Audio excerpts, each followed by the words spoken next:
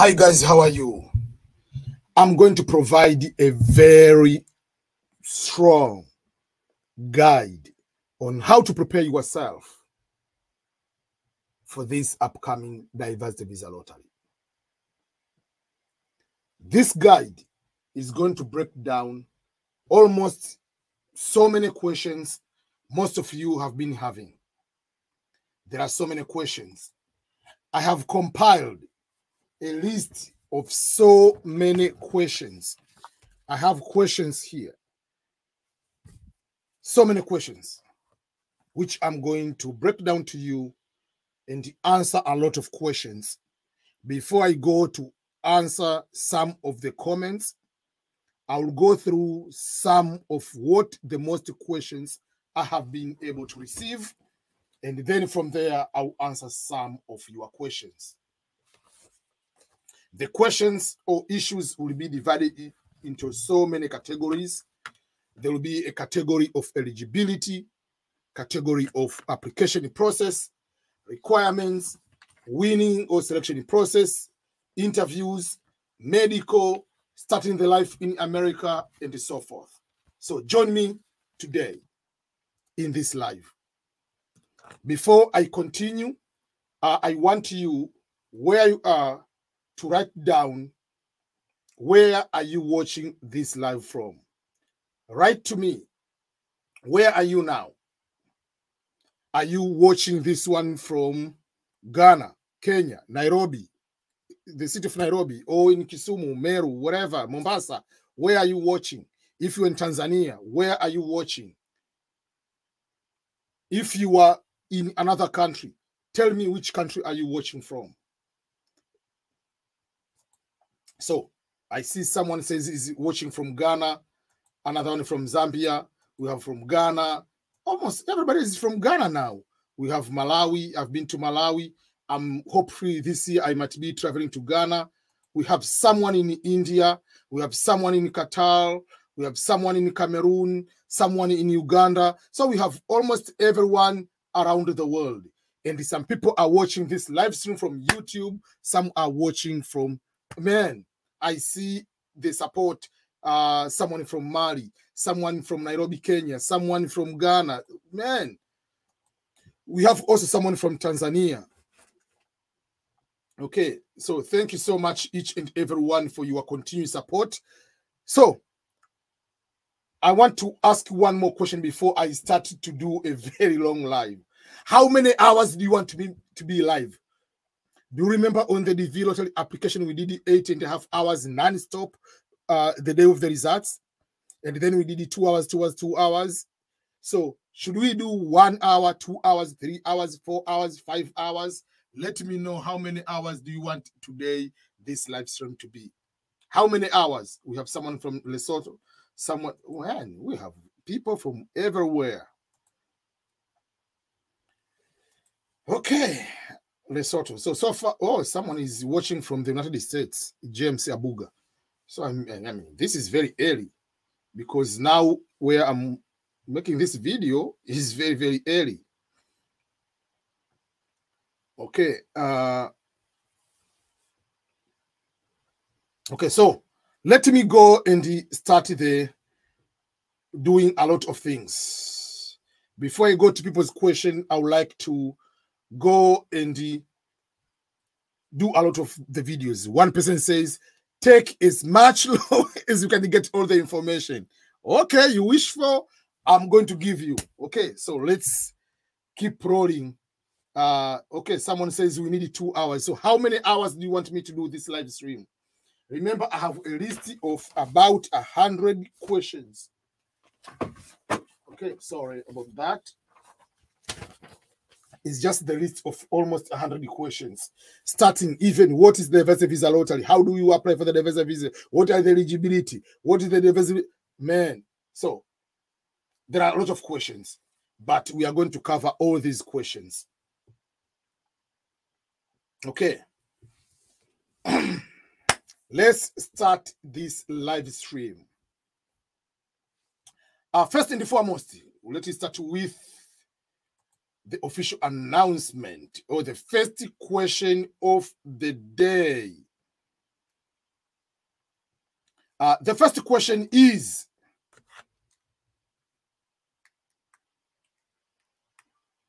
when is the next diversity visa lottery application? When is the diversity visa lottery program is going to start this year? In the month of September, the US government is going to announce the dates, but usually it's supposed to be in the middle of the month. Up to this time, they're supposed to announce, but some of the times they have announced almost 1 week before October. But I've just made predictions each year, and this year is no other than any other year. I made my prediction that the diversity visa lottery, DV2025, will start on Wednesday, October 5th until November 7, which is on Tuesday.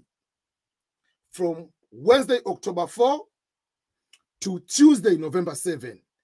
Those are the dates for the diversity visa lottery for this year. So you have to be ready for that. Meaning, if you apply after, don't wait on the last day, on the last minute, because the internet might be crashed. That is the date. Those are the dates. We wait, but most of the time I'm not wrong on the prediction on the dates. Let's go to the second question.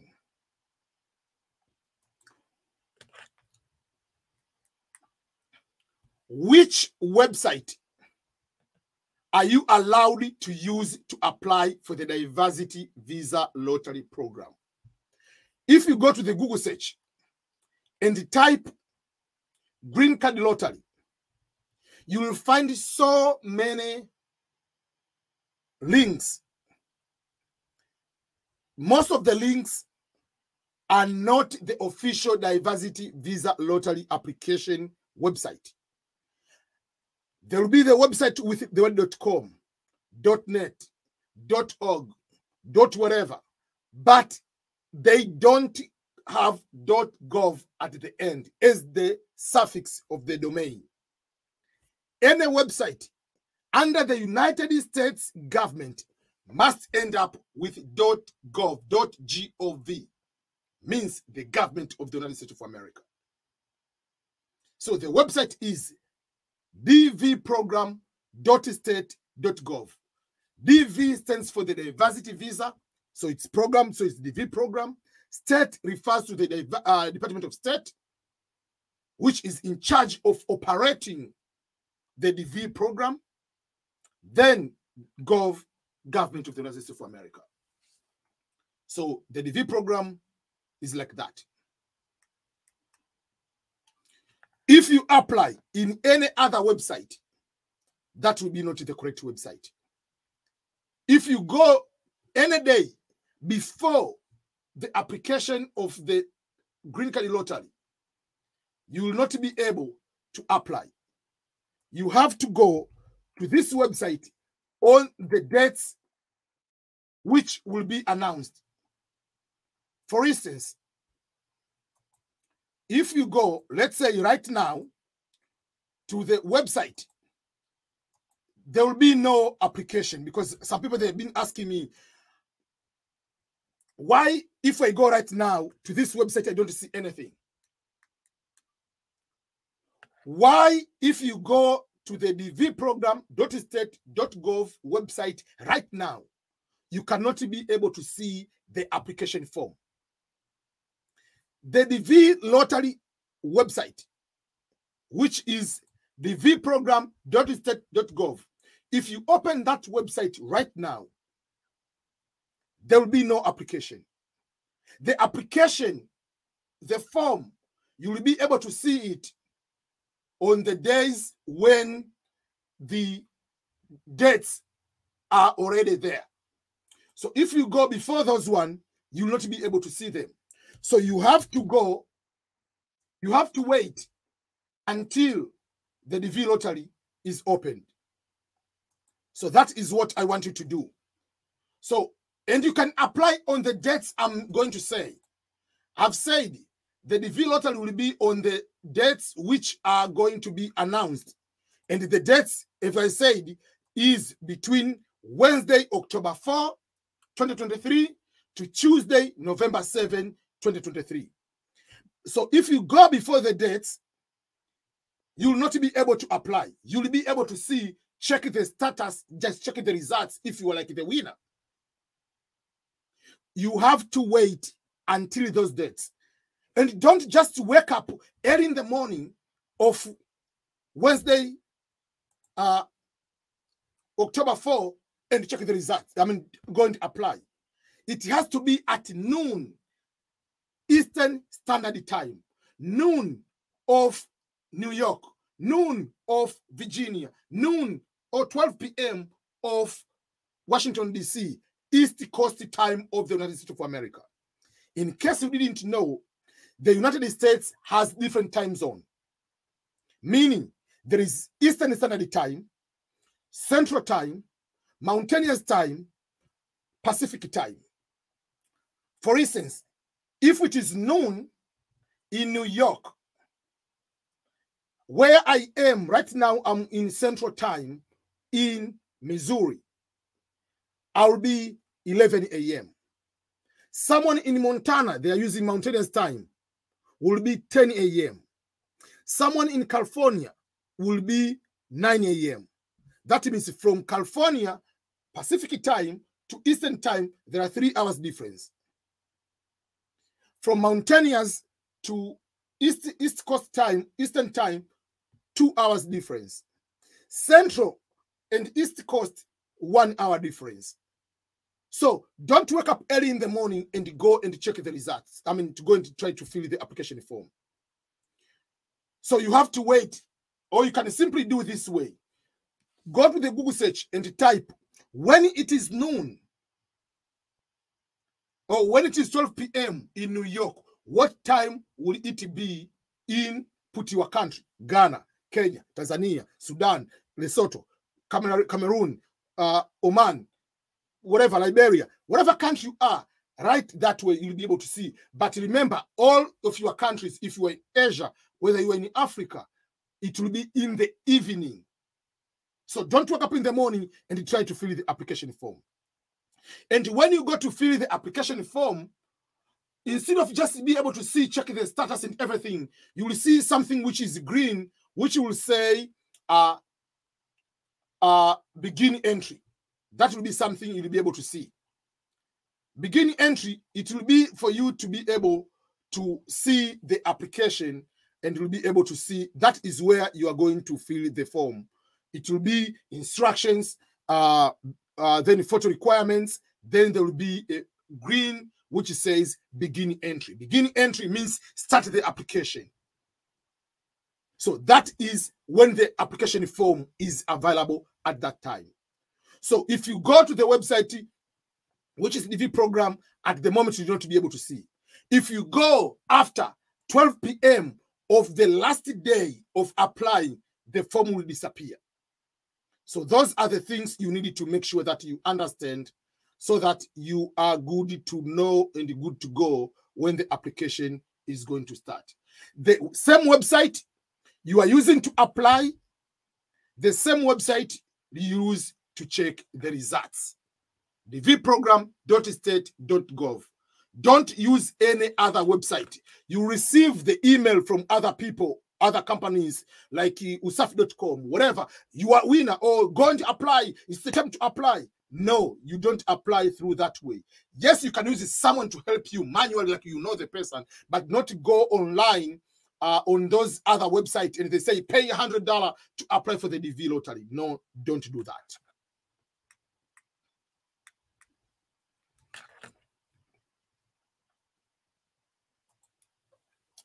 Let's go to another question. Another question will be more about the photo.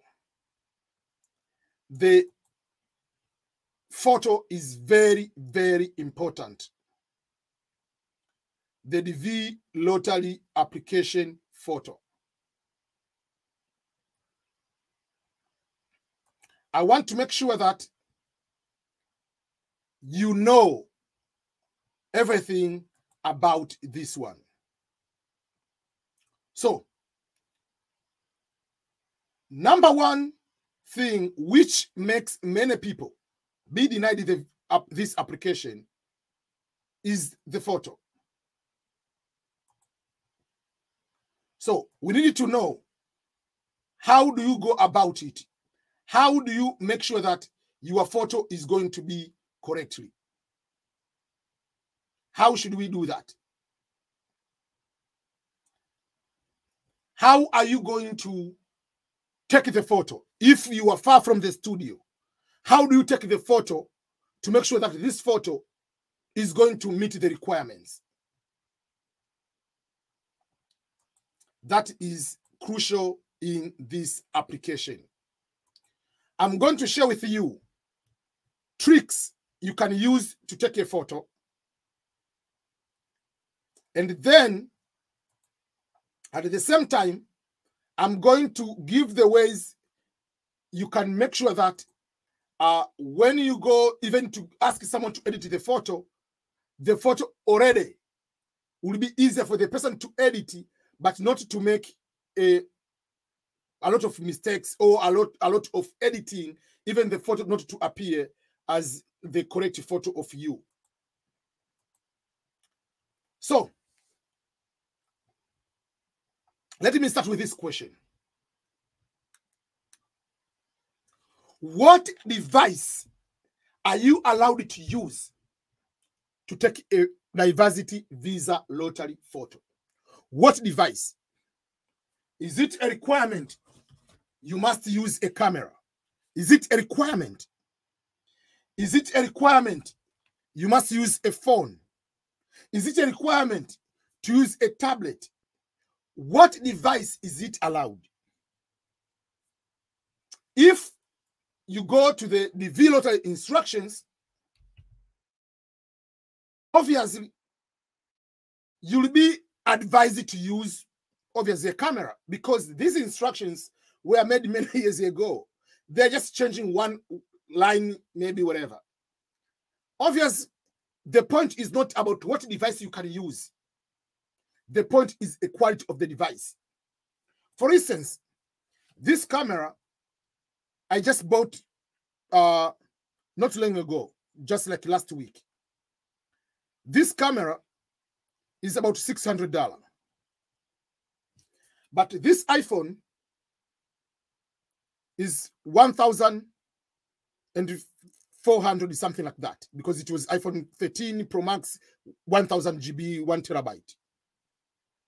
So this one might be able to take a better photo than this camera, unless otherwise you have to buy a very good lens to take a photo better than this camera of this phone.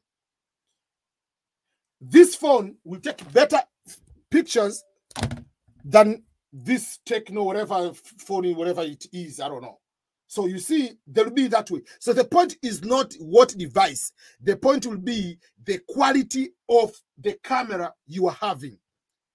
It's not about being a camera like this way, or it's just like the camera from the tablet. If you use, let's say, the newest iPad, it will give the best photo ever. But the majority of you obviously have accessibility to cell phone. So these are the things you need to pay attention if you want to use a cell phone to take your photo. Number one, don't take the photo as a selfie. Don't do that. Because if you do this way, it will squeeze your face to be in this way. It will be this way. The photo must be taken this way, on a horizontal, not on a vertical portrait. No. That's number one. Number one, don't take a selfie. Number two, it has to be on horizontal. Number three, you have to use the back camera, not the front camera. The front camera, yes, it takes pictures, but even no matter what, it is not a strong lens or strong camera compared to the back camera. That is another part. Another thing, when you are taking the photo, the person, don't take it by yourself. Ask a person to take a photo of you. Don't be too close to the person. Leave at least 2 meters. Leave a distance. So when you take a photo, it is appropriate. It is in a proportional. That is not too space above, not too whatever, but it gives you some sort of a place where you can be able to take that kind of photo. So that is another tip to do. But if you are going to take a photo again, make sure you use a background which is white. Yes, it might not be a pure white background, but find a way to have a photo which will be able just to have a plain background, so that when you go to edit, you don't need to do so much Photoshop. So there are various examples of photos. Leave a space. Look someone in the eyes. Don't look on the side. Don't start like looking on the side that one ear will be able to see, another one will not be able to see. No. Make sure when you take the photo, don't wear glasses of any kind. Don't wear glasses. No, not allowed. Make sure you don't wear hat, don't wear uniform. When I'm talking about uniform, I'm talking about you are a doctor, you want to wear the coat as a doctor. Maybe let's say you are someone as a police officer, or you are in the military in your country, you want to wear the military uniform. No. Don't do that. Let's say if you're a Catholic priest or Catholic sister, yes, you wear those as part of religious reason, you are allowed. Just like hijab, you are allowed, but don't wear the hijab, the one you cover everything, just the eyes, like burqa, whatever is. No. You wear the hijab which allows you to show your face. And you wear hijab if it's your daily religious belief, you wear hijab every day. Not you wear hijab today, tomorrow you are going to the beach with a bikini, next day you are going to play. No. If you are wearing hijab, it's every throughout hijab. Don't wear like in a regular basis, like on a daily basis. Just take a normal photo to be in the safe side. Another thing is this way. When you go to take the photo, make sure that, because some people, they have wigs, like especially ladies, and the wigs can be like completely covering everything. Like make sure the eyes, the ears are there. If you wear the earrings, don't be too much like, no. If you put a makeup, don't put too much makeup. So those are some of the tips you can be able to use taking those kind of taking out of those photos. So once you take those photos, you'll be able to edit them. So how do you edit them, these photos? Obviously, there will be a before, and then there will be after. Before and after. Meaning, the before photo is a raw photo you have taken. The photo you are taking doesn't have the official, what we say, doesn't have official requirements or measurements for the application. The photo, obviously, you will be taking will be maybe, depending if you're using a camera, can be more than 240 kilobytes. Or it can have whatever measurements is not 600 by 600. So the before photo is the raw. The after photo is the one you are going to make sure that is going to be in the measurements, to make sure that the background is pure plain, is pure white, with this almost like a 2x2, whatever, like a square, something like that. It has to be 600 times 600 resolution, whatever pixels. And then the weight of the photo should not exceed 240 kilobytes. The good thing, if it is going to exceed, it will tell you it is above. But if you leave the background is yellow, blue, red, it will go the photo, but it will be denied. The photo, it has to be with white background. So that is something you make sure that you understand what I mean in that way. Before and after. So there are some people wanted to know. We used to have the website which helps you to edit photos, but nowadays it's very, very difficult. So I have a service to help people to edit their photos. So if you go to the website, my website, which is ebmscholars.com, if you go to my website, ebmscholars.com, then you'll be able to see DV photo editing. If you go to the DV photo editing, you'll be able to see that you can be able to send me your raw photo and I can edit it for you for a very small amount of fee. Just for $3, I'll be able to edit the photo, make sure that it meets all the requirements for the photo. So make sure that you take a lot of photos, like 3, 4, 5 photos, you send to me. I'll choose the photo which meets the requirements, and then you'll pay online. There'll be over there the way to pay. You pay online, you send the photo, I will edit it for you, and I will send it back to you so that you can use the photo which meets the requirements for you to be able to be among the winners. So go to the EBM Scholars and you'll be able to find the photo editing service over there.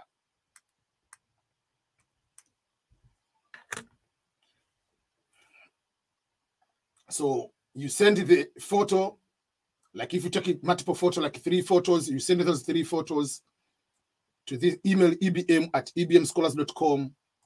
And there's some people that have already started doing that. Email is ebm@ebmscholars.com.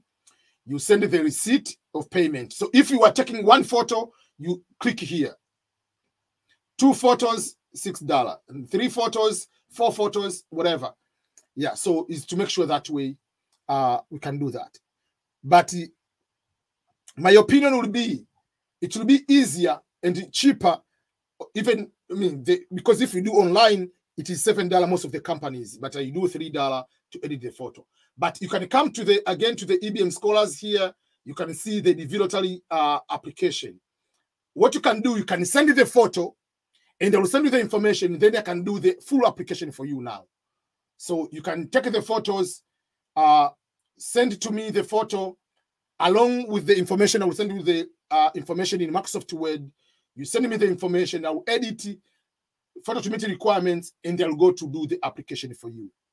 So that will be another way you can be able to do that way. So just go to my website, ebm@ebmscholars.com. You'll be able to see that service too.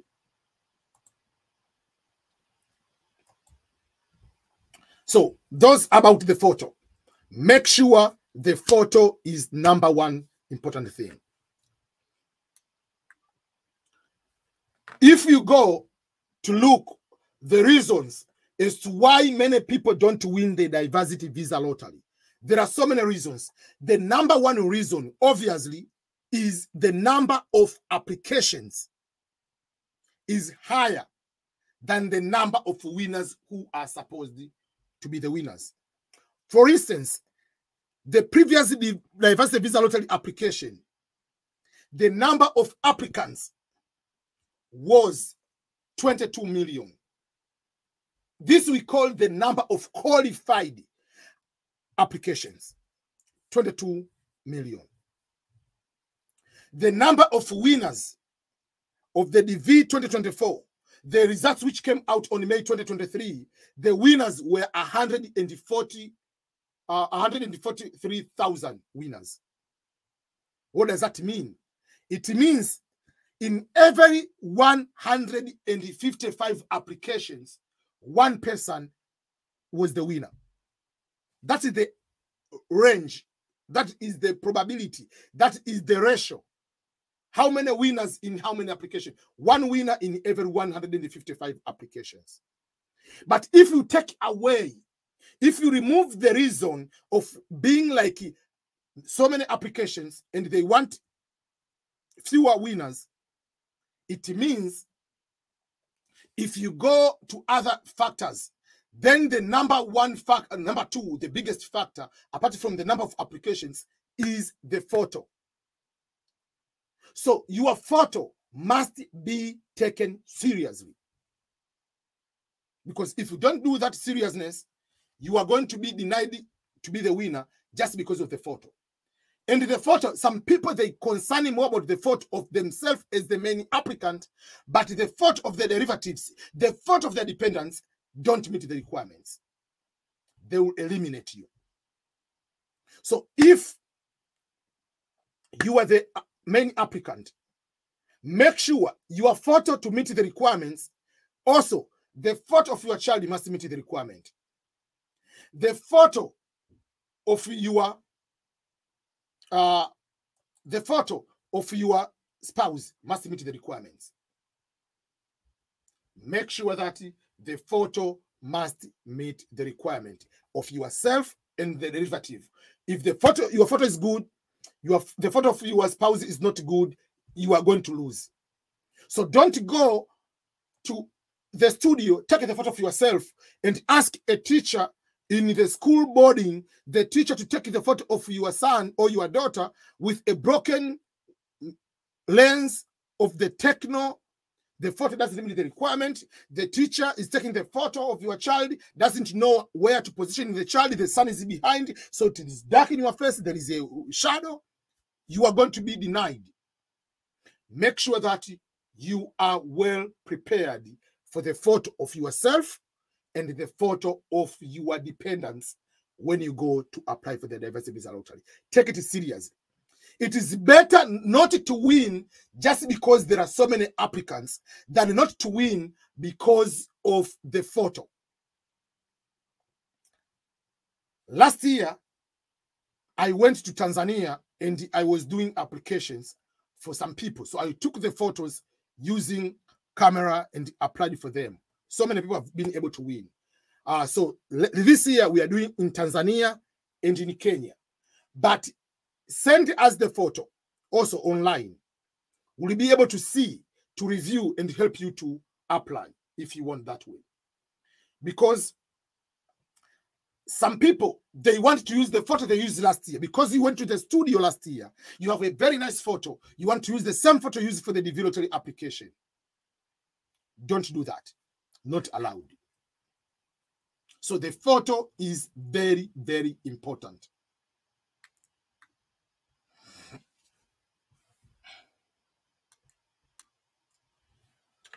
Are you allowed to use the photo which you used in the previous diversity visa lottery application? Are you allowed? We have been talking about the photo to meet certain requirements. But if you go to the diversity visa lottery instructions, it is clearly stating that this is from the official Department of State, from the instructions for the diversity visa lottery, that use of a photo taken within the last 6 months, don't use the photo which has been taken longer than that. It has to be within 6 months. That's number one. Obviously, they are not going to know if you are taking the old photo, but don't do that. Do not reuse photos from the previous entries, or you'll be disqualified. Don't use the photo you use from the last year's DV lottery application. That is part of the DV lottery instructions. If you do that, you are going to put yourself into the harm's way. I don't mean that it's a guarantee you are going to be denied. I've seen some people who have been denied, but I've seen some people who have attempted to apply with the previous DV lottery photo and they won. But that doesn't mean that right now you have to take that chance. Don't take that chance for the going to do something which you know for sure you are going to be denied. Instructions are very, very important to follow. Make sure that you use the photo which are meeting the requirements. And some of those requirements, if you go to the instructions, they're like this way. It has to be in a digital form, not a PDF. It has to be in color. You have to be in focus. You have to look like you be in focus, not out of focus, those kind of things. Don't wear a uniform taken within the last 6 months. Plain white background. You have to face the camera. Neutral expression. Not like, hey, cheese. No, this is not a cheese moment. Taken in clothing that you normally wear on daily basis. Meaning, don't start like, oh, I have to wear a tie, suit. Like, I mean, if you wear on daily basis, it's okay, but it's not. They're not going to do that way, wherever. Don't wear the uniform unless otherwise is part of something you wear on daily basis as a religious reason, not as just for work purposes. Don't wear a hat. Don't whatever, those kind of things. So those are the things they are going to make sure that it has to be in JPG or JPEG format. It should not be more than 240 kilobytes, not exceeding that.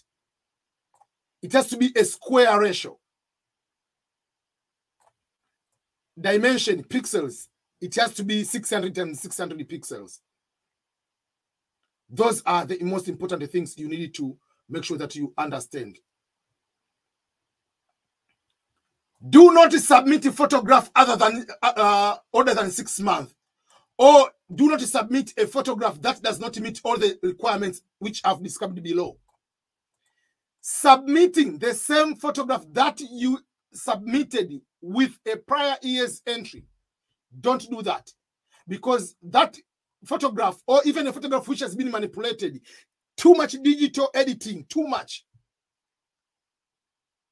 you will be likely ineligible, not eligible to win the DV lottery. You will be eliminated in that way. So the photograph is everything, people.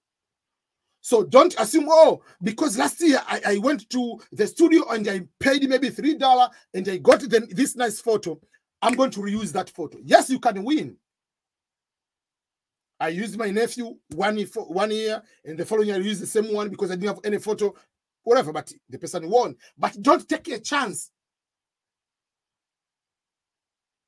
Don't go to take unnecessary chances, which you are likely to be eliminated in that way.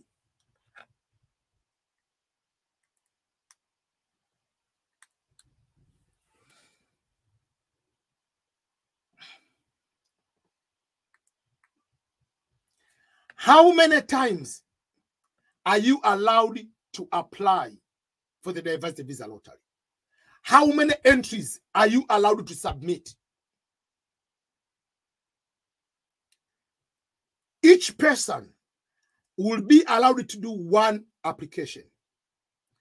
I'm talking as a main applicant. Ernest Boniface Makulilo, I'm the main applicant, I apply. But if I go and do application, and then after doing the application, I come to find out, instead of maybe writing the correct date of birth, I put a wrong date of birth. Instead of a month, I put date, and the day I put a month. Maybe or the year I mix up the year. Or I come to find out, when I was doing the application, I put the incorrect place of birth. Or I put incorrect spelling. Or rearranging of the names from the last name, I put the first, the middle, whatever. I put it that way. No matter what mistake you have done in the DV lottery, don't try to go again in the DV lottery application form to do another application. That will be considered as a duplicate application. How do they know that is a duplicate application? Very simple. They have a face recognition software, which will be able to use to determine you as a main applicant, not as a dependent. No, you as a main applicant. So don't, no matter what mistake you have done, once you submit the application, it will give you something that says your application has been successfully submitted. It will say success. You'll be given the entrance name, last name, first name, whatever. It will give you the confirmation number, your year of birth, and the digital signature. So that confirmation number, you have to print it out or you have to take a picture of it and save that confirmation number. And even if by mistake you didn't save it, it went away, wherever you click by another button, it went away, don't go and start to try to find a way. Say, okay, let me do another application so that I can get the confirmation number. If you lose the confirmation number, whatever it happens, wait until the results, you'll find a way to retrieve your confirmation number. But remember, each person is one application. Don't make a chance of losing the green card just for the mistakes which are avoidable. There are so many things, once those mistakes you do, you will come to make them, you will come to correct some of the mistakes after winning the DV lottery. So each person is one application, but a husband will be allowed to apply and to put the wife will be allowed to apply as many applicants to add you, husband, as dependent. That is not a duplicate application. The main applicant is applying once. That is how it's going through that way. So no matter what, don't apply more than once.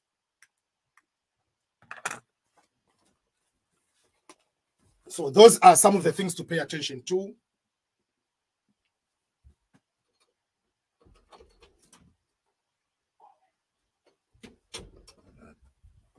Okay. There are questions, other questions about so many other things. I'm not going to start responding to some of your comments yet because I have so much questions. I want to cover these questions first, and then I'll go to your questions and I'll be able to answer them. Okay, let's go to another important question.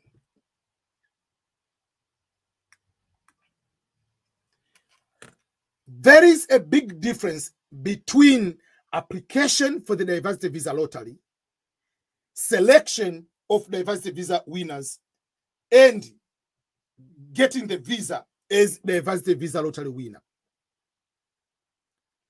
When it comes to the requirements to apply, usually when you go to the instructions for the diversity visa lottery, they say, okay, in order to apply for the diversity visa lottery, you need to have education of at least a high school education or 2 years of work experience. But if you go in the diversity visa lottery application form, if you go to check the diversity visa application form, there is no any place you'll be able to see a place to write the work experience.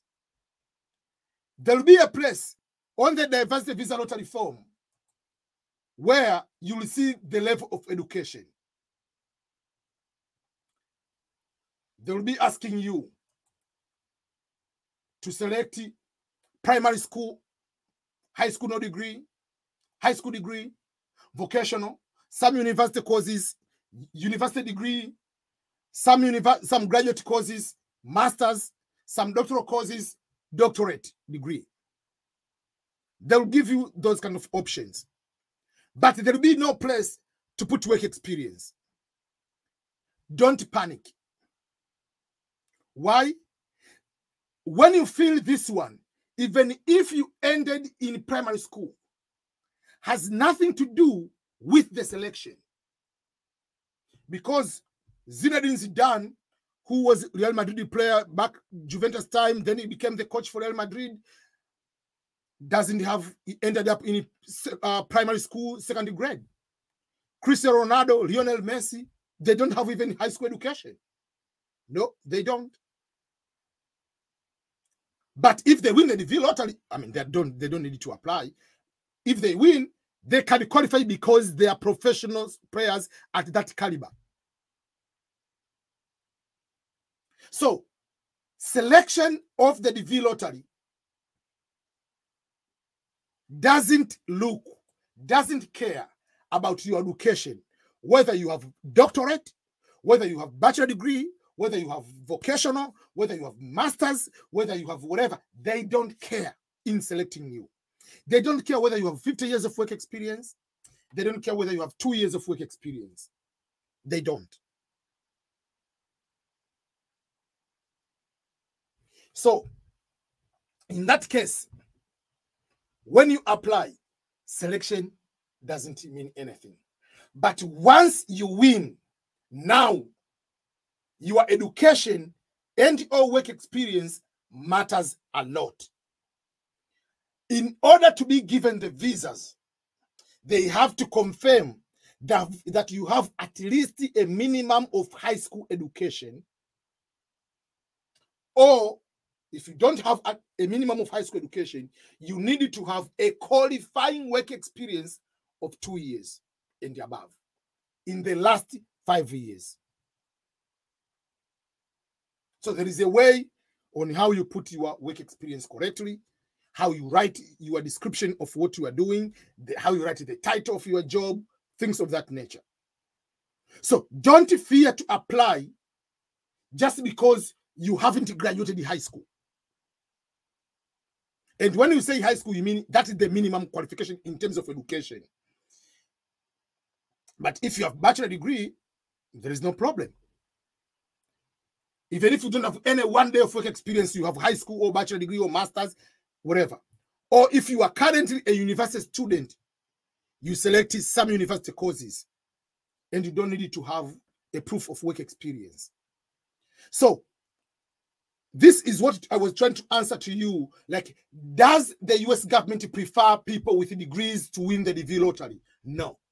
Does the US government prefer people with a very high work experience so that they can win the DV lottery? No. Because once they're going for the winning, they don't consider all those kind of things. There is no such consideration to make that who should become the winner. But when they want to give you the visa, yes, who to be given the visa is someone with at least 2 years of work experience if that person doesn't have a high school education. That is very, very important.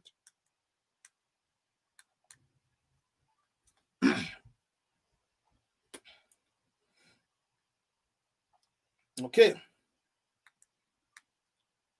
What is the age requirement for you to apply for the diversity visa lottery? What is the age requirement? Is there any age advantage that if you are 45, you are going to win? If you are 37, you are not going to win. If you are 20, you are going to win. Is there any age advantage that they prefer people of certain age?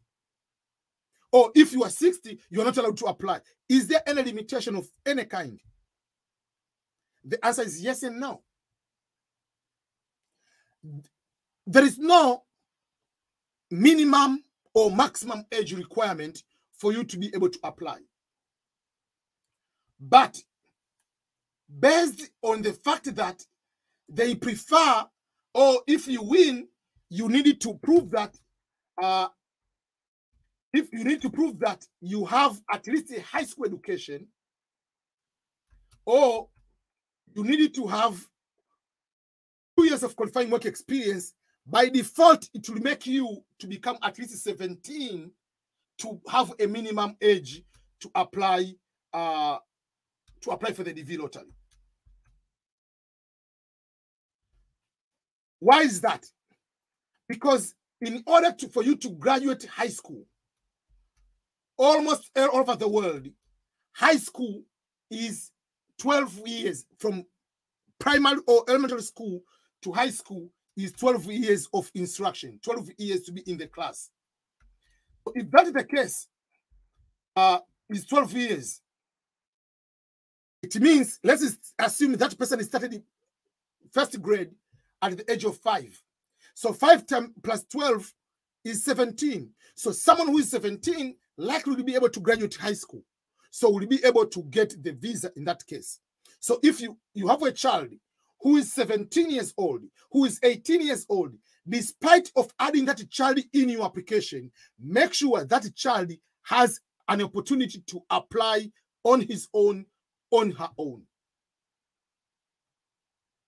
That will make the person, when the results are out, will be 18, until to come to America will be 18. Remember, you can even fill the form for someone who's 10 years old, but if the person wins, will not be able to come because they are not going to bring the mother or the father along to US. No, they're not going to do that. The winner If a child is winning, will come alone. So is a minor will not be able to go to school, not be able to buy a phone, will not be able to do this because they need an adult. So, and you will not have to prove that if he's 10 years old, has a high school education, which most likely, unless otherwise he's a genius, those are the things you have to pay attention to. So that is something you need to make sure that you understand. Encourage your children, put them, we'll talk about children, but if you add your child, but the child is 17 years old, just also allow the child to apply as a main applicant. That is very, very important. The question is there any minimum age to apply for the diversity visa lottery? The official answer from the instruction is there is no minimum age to apply, but the requirement of high school education or work experience for each principal applicant at the time of application will effectively disqualify most persons who are under the age of 18. That is how it's going to affect. But the US government is not going to say that, oh, if you are 19, you are going to win. If you are 50, you are going to win is a guarantee. No. There is one Tanzanian won at the age of 17. When the results are out on 18, already finished high school, came to America. I know that. Someone 19, I've seen that one. So those are the things you need to pay attention. So even if you are 40, 50, 60, you want to apply, just apply. It's very, very important.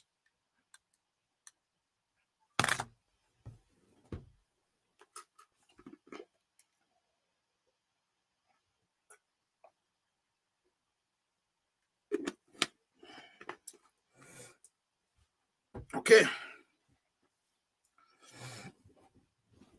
Let's go for another question.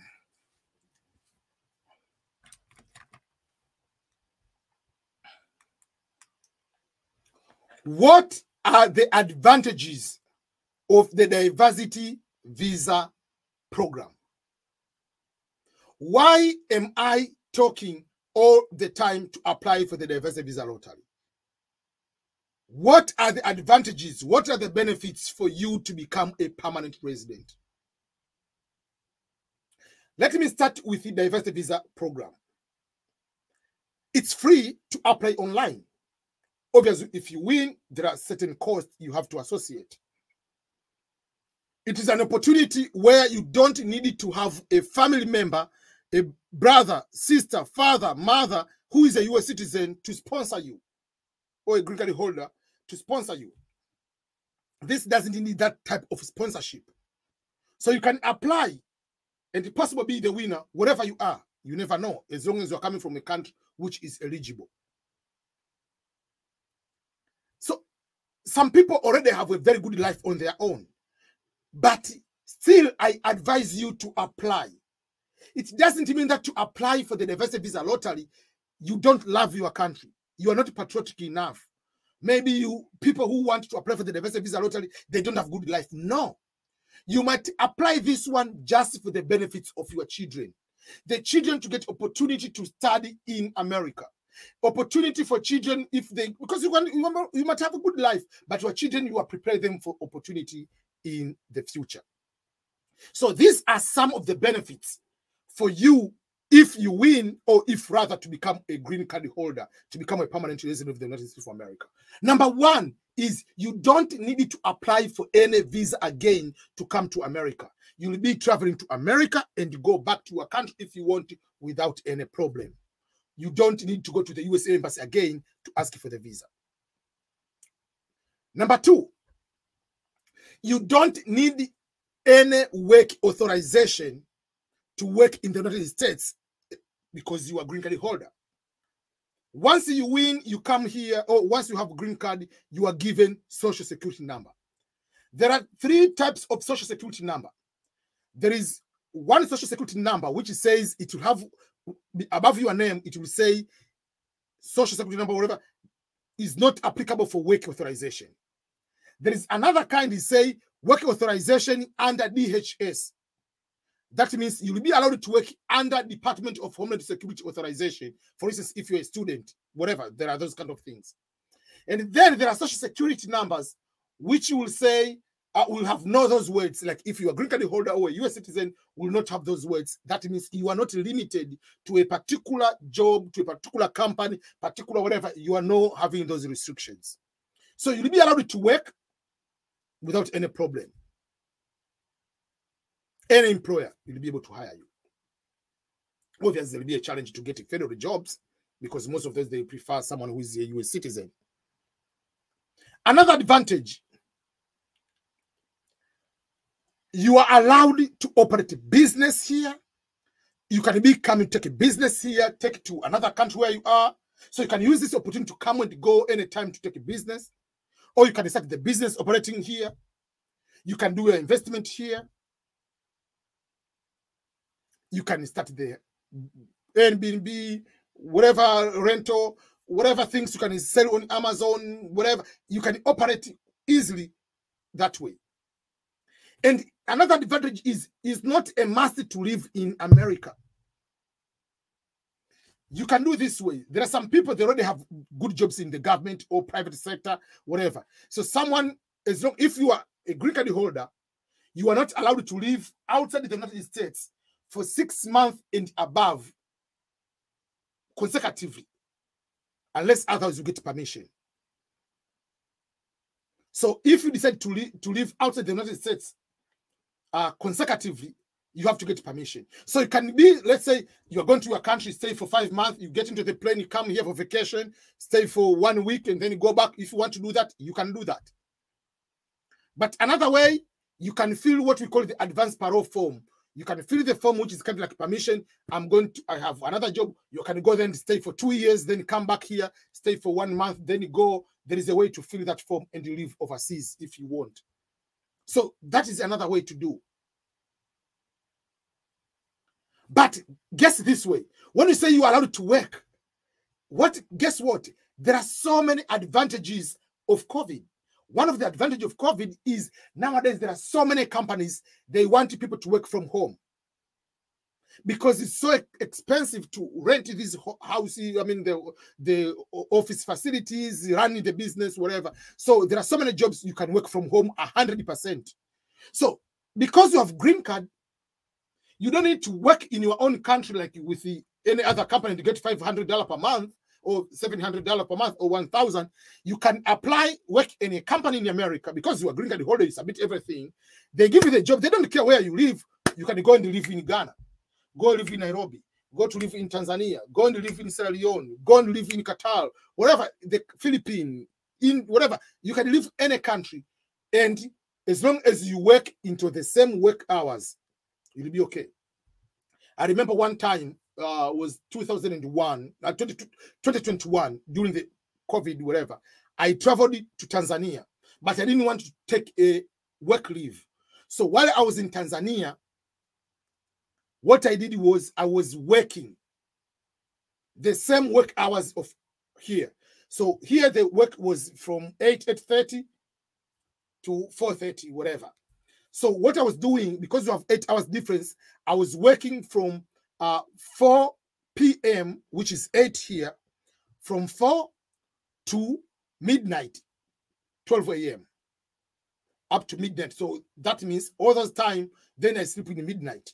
So you can be able to do that, working from this time to this time in the morning. You sleep very well in the morning, up to morning, and then in the morning you have normal life. In the afternoon at 4, you are starting work. So you can have that kind of life, which will be okay. So you can think about that. You can be able to make more money still living overseas, but work in American company without any stress. So there are so many advantages. So for me, I would advise you to apply for the diversity visa lottery, even if you already have established good life.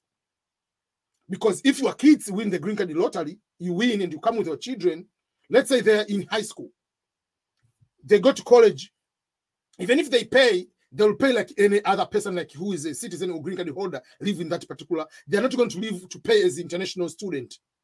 They can get a student loan, which I don't like it. They can get grants, state grants, federal grants. The grant you don't need to pay back.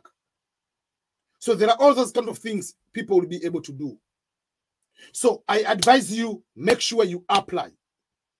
There are good things becoming permanent resident. It is not becoming a citizen. Don't confuse green card versus citizenship. Green card is you are not a citizen. So you are not, there are countries, they have one citizenship. You are not allowed to have dual citizenship. So some people, they feel, oh, if I play green card lottery, I become green card holder, maybe I'll become a citizen of America. No, you are not. Until after 5 years, if you want to become a citizen, you can become a citizen. But at the moment, you are not a citizen.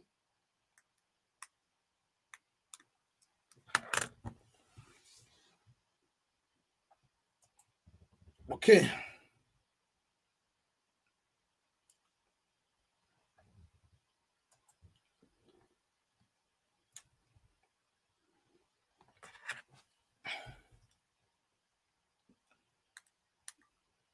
There is a question from someone in Kenya. Kate Ron says, great presentation, EBM. I need your assistance to apply for the diversity visa lottery. I'm from Kenya. Kindly guide me. There are 2 types of guidance, or 3 types of guidance. Number 1, there is a free guidance where I made a video about how to fill the form, everything. You can look everything and you can be able to do yourself, which is okay. You can do that. Another guidance can be that you want just for me to help you with the photo editing only. So if you want the only photo editing, no problem. You go to my website. On my website, and then you click photo editing. You'll be able to see the photo editing page. There is a service. You can send me the photo. I can edit the photo, make sure that the photo meets all the requirements. That is another way I can help you.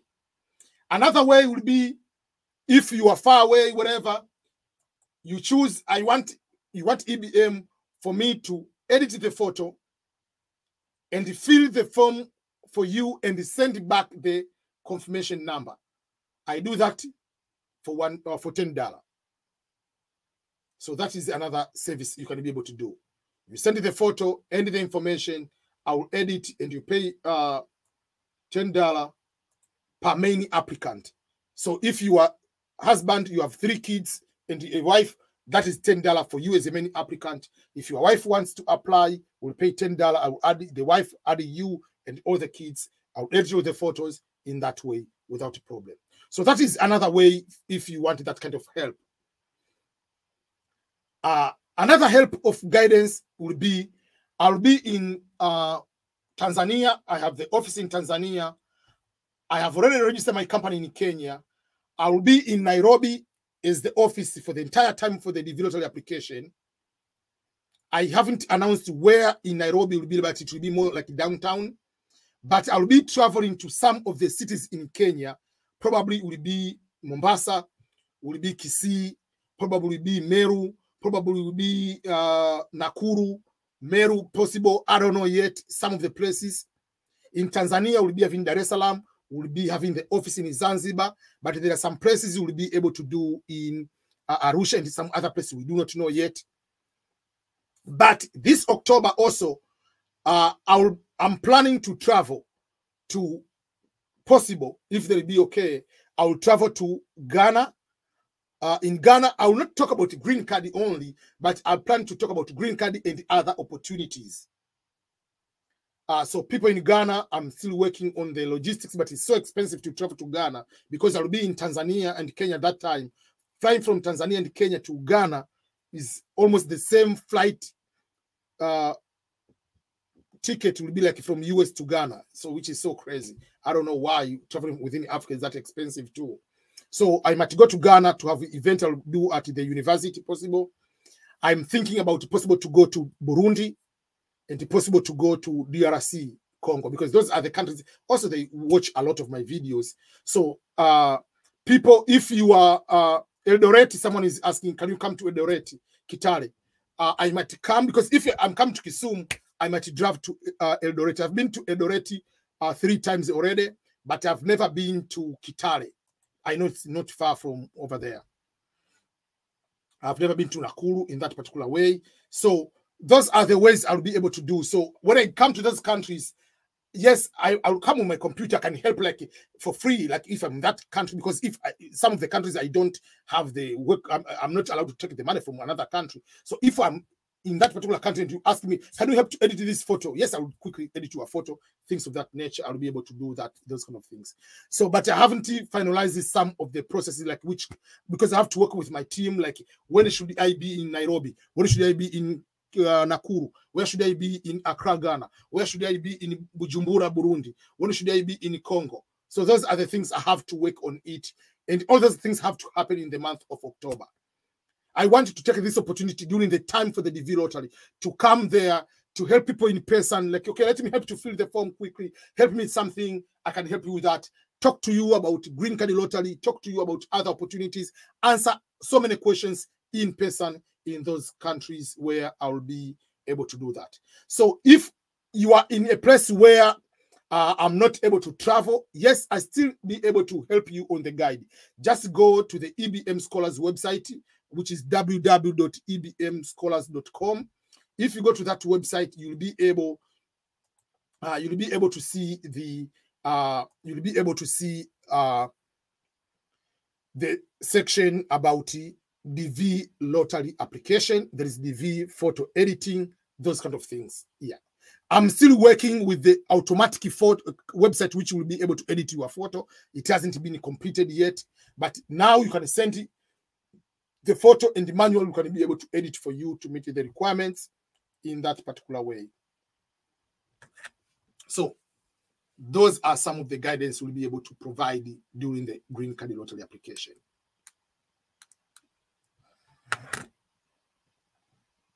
Okay.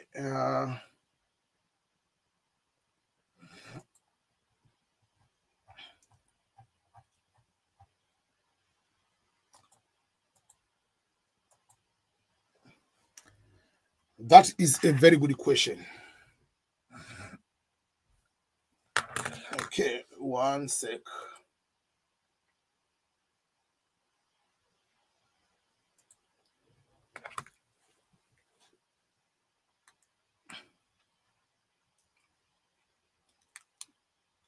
Okay.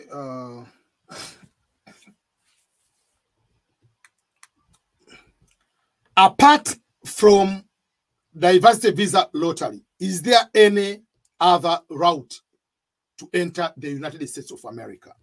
This is a question from Ali Mukhtar. EBM, apart from the DV, which another route to enter in the United States of America? There are so many other ways. But remember, each way has its own pathway. Each way has its own requirements. Each way has its own documents needed for you to be able to apply and qualify. And this is what I'm telling people. Sometimes you might want this particular immigration route. If you want to use this route, it will take you to prepare certain documentations. You must meet certain requirements. It can take you 1-2 years to prepare certain things in that particular way. So I can mention some of these one, and then I can quickly highlight how to go about them.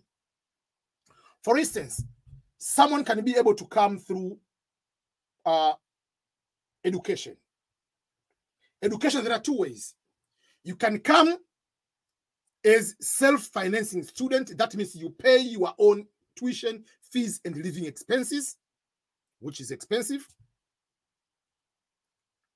And then, if you have very good results, and this I usually tell people, if your dream is to come to America, and one of the ways is education, study hard, get very good GPA, get very good results, then you can apply for scholarships. Don't come here, I have 2C and 1D, EBM, I want a scholarship. They're not to give you a scholarship because you are black or you're from Africa. So there are scholarships for people with very good results, and there are, you can become a self-financing student. So let's say if you are finished high school, you have results, but are not very, very good, you can apply for community college. Go to my website, if you go to my website, if you scroll down, you will see community college course. This is my video. I gave explanation. It's a free. You don't need to pay anything to go and learn about community college. If you click over here, continue study, the website will open about community college. Is a course explaining that way. What you need to do is to click expand and click on this affordable, and you'll be able to understand what is community college, how much to go about it. So go to the website ebmscholars.com and click on the courses, and you'll be able to get the free course on community college, and you'll be able to understand more about community college. But if you are looking for scholarships, go to my website and click full scholarship. I have a service about how I can help you to apply for full funded scholarships, or how I can help you to apply for community college. I can be able to help you to apply for community college. So go and do those kind of things. That is one of the way you'll be able to do that one.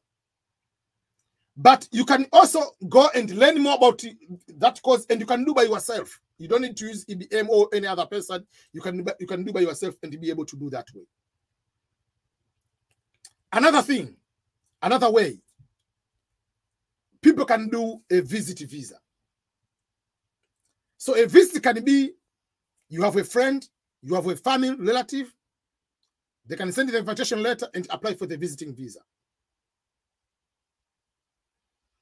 But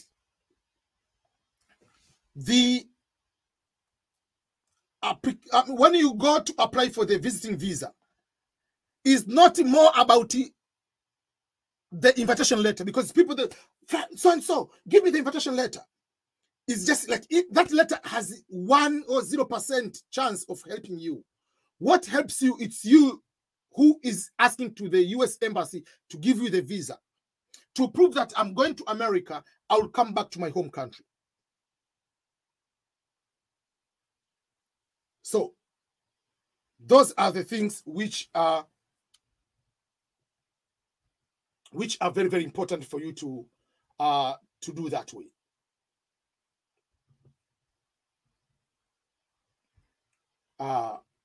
So when you go to apply for any program, make sure that you are that way. Yeah.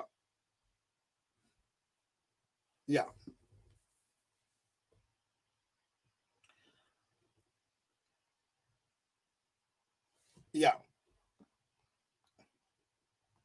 There are some people who applied for a program. I know there is a comment from some people. For someone who I applied for a program and didn't get the program, yes, I do a refund. Josephine Omari, for instance, made a comment that they applied for. People who are applied for summer program, I said, if you don't get a program, you get a refund. I've paid a refund to some of the people who didn't get the program. Some of the people, they changed the program. Some, I haven't paid the refund. The refund, I'll pay them in October. I've told most of them that I'll pay in the middle of October because I had to get some more money from the business to pay back from the business in that particular way. I say, kama sio hivyo tunaanza kuposti, you can go and post, but that's what I said in the refund. I'll pay the refund.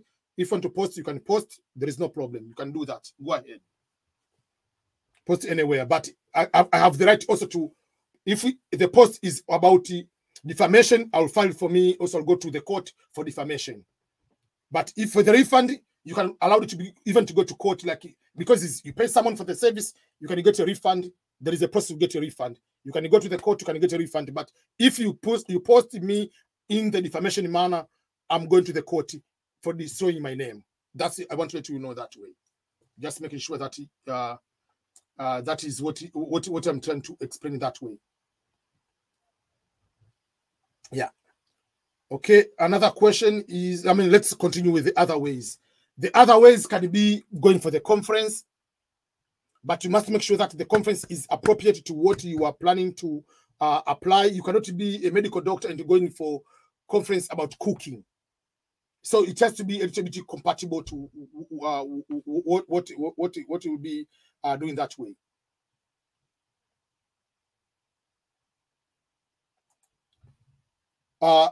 Josephine, I said you will get the refund.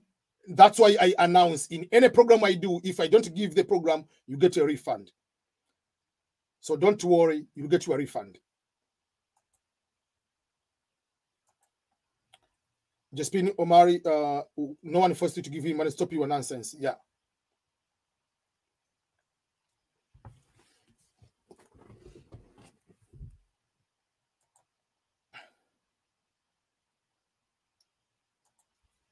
Okay, so those are some of the ways you can come for the conference. You can come for these kind of things. Those kind of ways you can be able to use study, conference, visiting. You can find a job. Those kind of things. So there are different ways you can be able to use and be able to come in one way or another that way. And there is another question about why do they call this DV2025? The question is why they say DV2025. Tell me, please. Why is it DV2025? Why we are not in the year 2025? Number one is this way. When they say DV standing for the diversity visa, the year follows that is the fiscal year. So we call DV 2025 because are the winners who will come in the US in the fiscal year 2025. In the United States, the fiscal year starts on October 1st and ends on September 30th.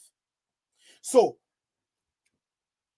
the DV 2025, it means you are starting to apply in the month of October. Remember, in the month of October is already the new fiscal year. So even though this year we are already in the year 2023, October, but in the government eyes, it's already October 1st, it's already 2024. It's already 2024. So technically you're applying in the year 2024 in the fiscal year. You are applying in the October 1st, October, let's say, October 1st is already new fiscal year. You apply until end of November or mid of November or early November, November 7, whatever. Then the results come out in 2024. But the first interview to come to America starts on October 1st and above. So October 1st, 2024 will be technically the year 2025 already, until the interview will be ending in September 30th, 2025. So we call 2025, DV 2025, because you are processing in the fiscal year 2025. That is the reason. Even though you are applying 2023, but it's called DV 2025. For people who applied last year and won, they applied for DV 2024. The results came out on May 2023 for processing from October 1st, which is 2024, going forward to 2024, September 30th. That will be the end of the DV lottery.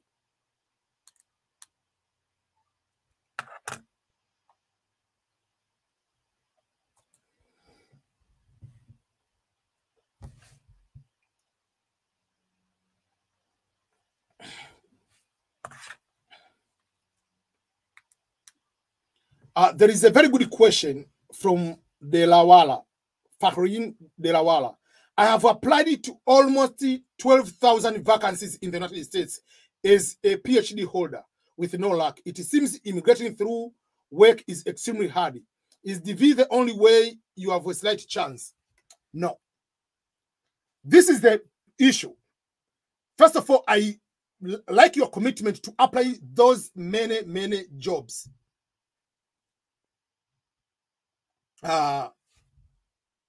So,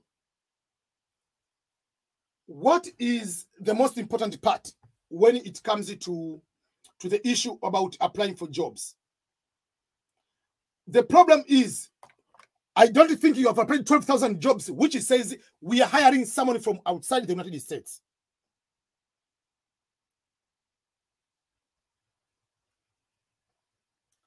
how can you be able to get the job?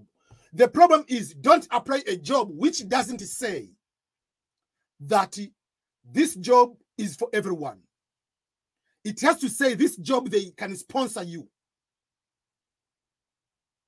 Because if you apply for any job, they will give you a job, but you don't have work permit. A company must go and get clearance from the government to hire the foreigner direct outside the United States.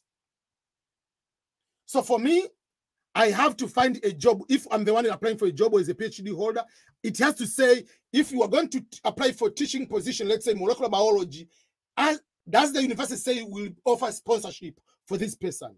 If the university hasn't decided they are going to give sponsorship, don't waste your time to apply, because it's not a sponsorship visa.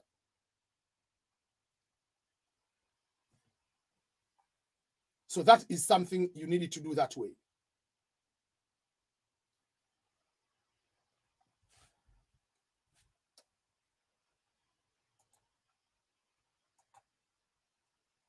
So that is what you need to do. You must make sure that you are going to find a way to apply jobs which clearly says you can get the sponsorship. But if you're a PhD holder, the best way you can use, there are the following ways. Number one, you can apply for those jobs if they say they have sponsorship. But number two will be go and apply for postdoctoral programs. But because in US, postdoctoral programs is like a job, because those ones, they allow people from everywhere to apply. So apply for postdoctoral programs. And once you arrive here under postdoctoral program, you also apply the EB, employment-based visa, based on your education, because you are PhD holder and you are postdoc. It'll be easier to get other sponsorship, or you can get green card through EB processes in that way. I'll apply for postdoctoral program, and I will apply for work, but unless otherwise it says they're going to sponsor you, that will be something like that way. Okay, let's go to another question.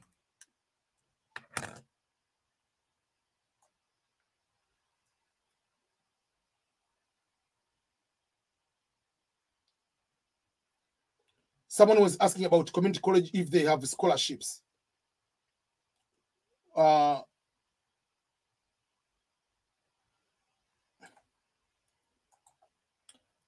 Okay, someone is asking about inbox. If you want to contact me, send me the email. Don't send me on DM on Instagram or on Facebook. Please send me the email. Send the email ebm@ebm scholars, because I cannot, because let me be honest with you. Let me show you something. Send me the email. Send the email at ebm@ebm scholars, because I cannot be able to answer all the questions through through what I cannot be able to answer, because let me show you what I mean. If you go to groups, there is two groups, for instance, on Facebook. One has 120,000 people, another 117,000. Facebook page has 100,000. Two Instagram accounts, each one has over 35,000 followers. Then I have Twitter. Per day, just in those particular areas, I get over 5,000 messages. There are comments on Facebook, on YouTube. I cannot do all those kind of things. So what I've decided is just, if everything would be better to focus on one place. That's why I give the email to do that way. So that is something you need to know. Okay. Are you able to hear me? Because someone says my voice, you cannot be able to hear me. Do community colleges have scholarships? Do community colleges provide scholarships? No. Community colleges are owned by the state, and they don't have scholarships. they have very affordable fees, tuition and fees. There are some tuition fees, living expenses can be 12,000, 15,000. So they don't have scholarships. If you are a green card holder, there are grants from the state level or even federal, whatever, you can be able to get it. So those are some of the things we'll be able to pay attention that way. So no, they most of the community colleges, they don't offer scholarships. But if you have very good results, you can apply for scholarships for bachelor's degree when you go to apply, and you go and directly to apply for first year, the 4-year university. They have scholarships for that, but you must have very good results for that.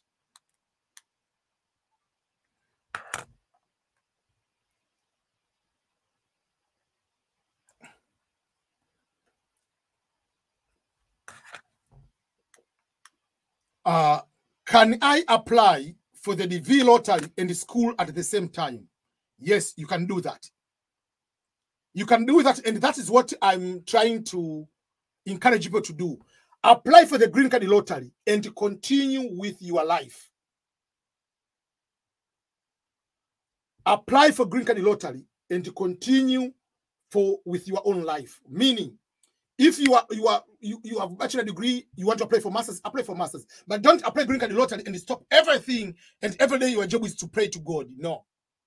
If you are looking for visiting, continue with your visiting. If you are looking for another opportunity in Canada, another opportunity in Switzerland, continue with your life. While at the same time, you apply for what? For the green card. So the life should continue. If you are working, continue working. If you have been looking for conference, continue with the conference. In case you win and you're already here in the US, you will process everything while you are here. But don't stop everything just because you are waiting for the green card lottery results. No.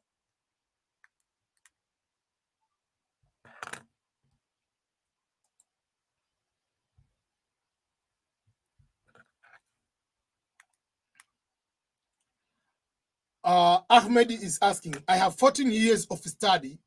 I have 2 years study after that, and after 3 years of high school, something like that. So for green card lottery application, you are good. You have more than 12 years of schooling after high school, blah, blah, blah. That's good. But if you are looking for scholarships, it will depend on the results, first of all. So that is something you need to know, that you can do that. You can apply and be able to do that. But if you win the green card lottery, that one will help you to get the to get the visa without a problem.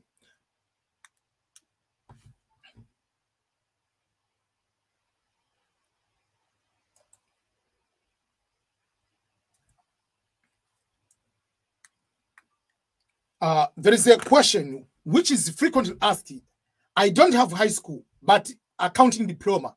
Can I use university education if I'm first year? If you are at the university right now, you select some university courses. If you are studying bachelor degree, you go to the application and select some university courses. You come here. Let's say you finish high school, or you finish a certain level, but you didn't go, you went to diploma, you studied certificate diploma, then you were at the university. You didn't go direct to the high school. You went through certificate diploma, then university. Currently, because you are first year or second year, you will select some university courses. You will select this one, because currently you are at the university as a student, meaning you'll be able, you are university, and you'll qualify based on that. But let's say you are at the university, I mean, you finish, you didn't go to high school, you want to do certificate, you have a diploma, still that is not high school. Obviously, when you win, you select high school, no degree, But when you win, you have to get good work experience. If you didn't go to the university and you have a diploma, you didn't go to high school. So you have to be careful with those, what we're going to select.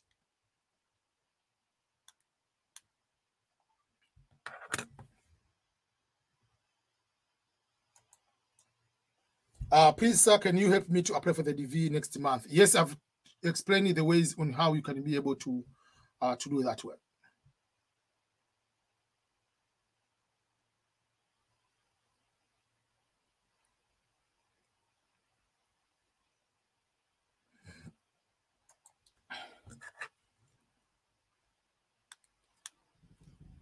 Can I transfer to a US university from my home country? Yes and no. The no part is, for me, I would advise you, apply. If you apply for a bachelor degree, apply for a bachelor degree. Once you come here, you can take your transcript, go to do evaluation, and then ask the university to transfer some of the courses. They can do that. But don't apply directly as a transfer. Because if you apply directly for a transfer, the course you are studying there, because you are studying sociology, will be different courses. Someone doing Bachelor of Sociology here. Not every course you are studying in your country, they're exactly the same course here. Because when you transfer, it has to be compatible. So for the US, it is easier to transfer from one to another university within the US because they use similar type of education. And even here, you cannot transfer all of the courses. But to transfer from one country to another, there are so many evaluations. They have to know the quality of that course. They do all those kind of things. But to apply that as a transfer, I will not advise you that way. Because most of the time when they talk about transfer students, they are referring more as students who are within here. So that is what I will be able to advise you in that particular way.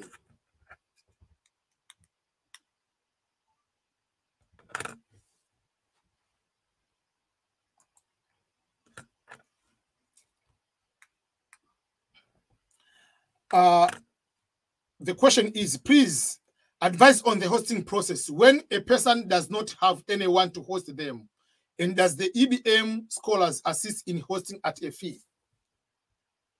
Number one is, what I will try to explain is this way. I know it is difficult because majority of people don't have friends or have relatives who are in a position to host them. Not all have that kind of access. So you can win the DV lottery, and at the same time, the challenge is, where are you going to stay? So that is the challenge. I made a video about different ways you can use to find a host. Some of the ways I said you can try to find, if there are some groups on Facebook for people from your own country or your own city, or WhatsApp groups you can find if there are someone, whatever. So there are ways you can try to find. Go through the church, go through your mosque if you want. You might try to get lucky, someone can be able to help. At the moment, I don't have the hosting services. I can help one person here and there.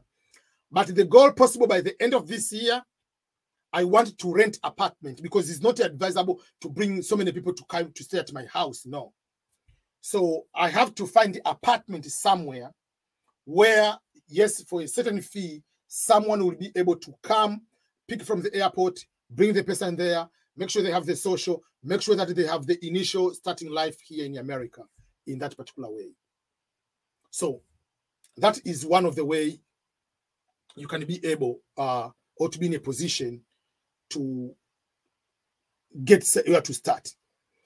And I usually tell people, just in case you get a person to host you, don't expect that person to know things like me, for instance, because not every person is investing their knowledge about green card, about how to start their life as an immigrant. Someone can be there, unless as you ask the question, they do not know how to do this, how to go about this, how to go. So if someone is going to host you, remember the person is just a place to stay. Because I've seen so many comments some people, they say, so and so is a bad host. I understand that there's some people that have bad experience with their host, but biggest problem usually is when you go to get someone who is hosting you, you don't have expectation to talk about it before. So you assume, I'm going to start this person will find me a job, this person will cook food for me, this person will do 1, 2, 3, 4. That is your assumption. And the person maybe is hosting you is assuming, oh, this person is coming to start me, will help to babysit my children, will help me clean the house, will help me this one. So both you have wrong expectation, but you didn't talk in person to agree what will I be doing. Will I be able to pay or I'm not paying? Am I staying for free or I'm going to contribute? So all those things you have to negotiate, you have to talk before so that you can have a good experience. Not like assuming, oh, I'm going to stay with this person, when I get a job, we should take me to the work, drive me there. No. So to avoid unnecessary those expectations, better to discuss in advance. If I come to stay at your place, what are your responsibility? What are my responsibilities? That will be able to do that.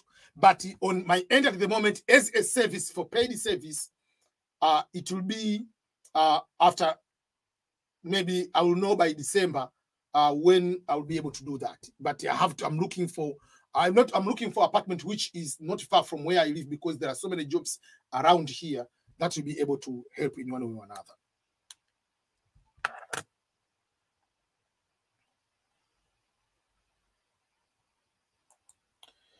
Kravis Frank say, EBM scholars, how are you doing today, my brother? I'm doing well. Just, yeah, exhausted, trying to catch up with everything, getting a lot of emails and everything that way.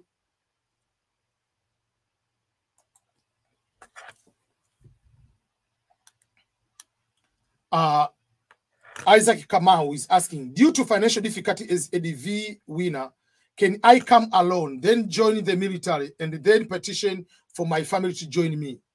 Yes, you are allowed to do that. But remember, make sure when you apply for the DV lottery, you have to include your family, your spouse and children. You have to include them as the winner.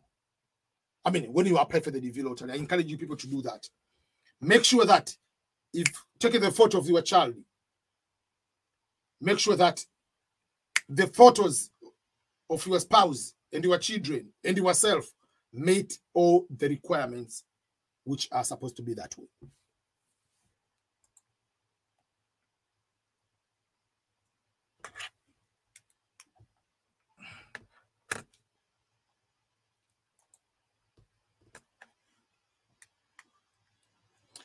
Is it compulsory to have a test of English proficiency for all universities in the US? This is a question from Nimale. Yes and no. Not all universities have a requirement, a mandatory requirement for you to take the English proficiency test. Some universities, they say in the US, it's not a must. There is exemption. Some, they say, if you're coming from these countries, you don't need to. Some, they say, if you have C in English in the junior high school, you don't need to take. Some, they say, if you studied in English, either high school or university, you don't need to take that one. Some, they say, some of the universities, they say, you can ask for exemption, or we'll allow you to come here and we'll see how you are doing, and you have to take the test while you are here or sitting in class. Some, they will say, we don't care as long as your native language is not English. You are not a British, you are not American here, born and raised here, you're not from New Zealand, or you're not from UK, you must take it. There are some they don't care. So it depends university over university. And also there is a difference between when you are applying to pay on your own, you have more options. Some of the universities, they are more relaxed on that, versus if you are applying for scholarship. On scholarship, they might be more strict compared to if you are applying on your own when it comes to English proficiency requirement. Remember, in the US, in addition to English proficiency, they have other exams. They have SAT exam and ACT exam for the bachelor degree. For graduate, there is GMAT, GRE, MCAT, LSAT, all those kind of exam. GRE is graduate record exam for non-management programs for graduate. GMAT is graduate management admission test. LSAT is for the lawyers, law school. MCAT is for the doctors, those kind of things. So in addition to the English test, there are other tests here.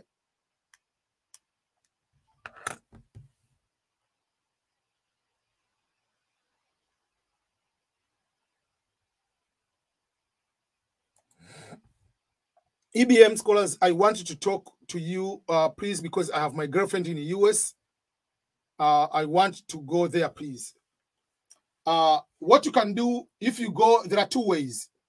You can go and email to ask you for what we say, like you can create the, if there are someone who say, you can get the answers from here, but if someone wants to have a specific conversation, specific things which are private, someone has to book appointment. And to book appointment, there are two ways to book appointment. If you go to my website, you come here and click book appointment. Click book appointment. There are two ways to book appointment. Number one, you come direct and select here. You want 30 minutes or you want 1 hour. You select the time you want. And then you go and pay for that. So that is one way you can do. You can go there next and you pay. So 30 minutes is $30. 1 hour is $50. So you can choose that one. Or you can click here direct and pay for 30 minutes and email us. You can do that. Or for someone who's in Tanzania or Kenya, there is a way to pay directly through other ways. But you can pay online and then book appointment. So if you book appointment, it will tell you, for instance, you come here, let me show you, you want to select 1 hour. The available date, now it will be on Monday, for instance, like this date. So then you write here, then you go next. When you go next, it will give you the chance to pay. Let's say John. Let me give you an example. You write your email. Let's say that's your email. Let me give you an example.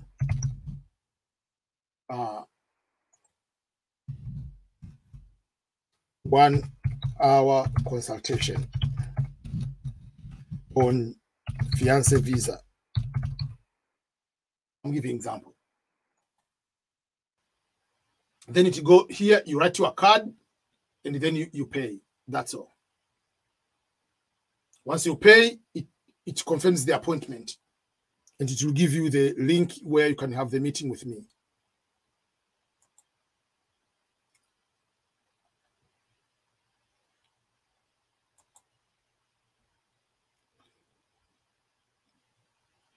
Okay, if I won the DV lottery, for example, the answers are out. I'm in the US. Do I have to go back to Tanzania for interview, or will I do everything from here? You process everything while you are here. Amina Kapuya. You do everything while you are here. Make sure if you are in the US, you are not illegally, you are not out of status. If you are out of status, you will be denied the green card.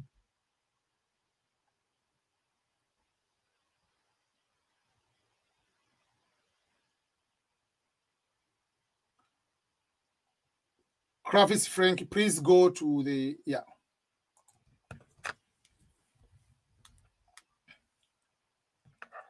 Do I need to have a passport to apply the DV lottery? Or rather, is the passport requirement in this DV lottery, DV 2025? No. The DV 2024 last year, passport was not a requirement, and the DV 2025 passport is not required. Original DV lottery application didn't require passport requirement of any kind. Around 2019, going to 2020, they introduced the passport requirement. So for 2 to 3 years, the passport was required. Last year, there was a court decision to remove that passport requirement because it was eliminating other people to apply, things of that nature. So for that particular case, now you can apply without a passport. Meaning, if you're the main applicant, make sure your spouse also applies. We don't require passport as a travel document. What is required is a passport photo. A photo which meets the requirement is required, but not a passport as a travel document to be required in that particular way. So be ready, make sure you apply, make sure your spouse also applies to be able to increase your chance of winning.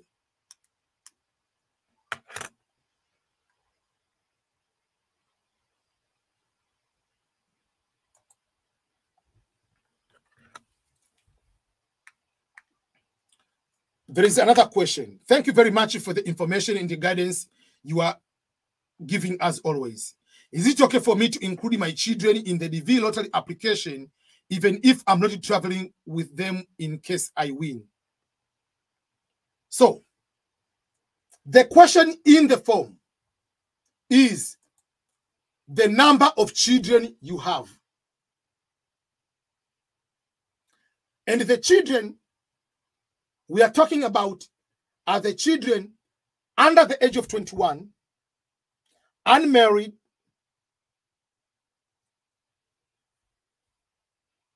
those children must be either biological or stepchildren or legally adopted children.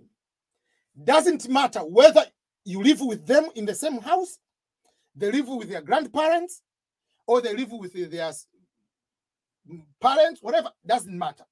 Doesn't matter whether you are coming with them or you're not coming with them. The question is the number of children.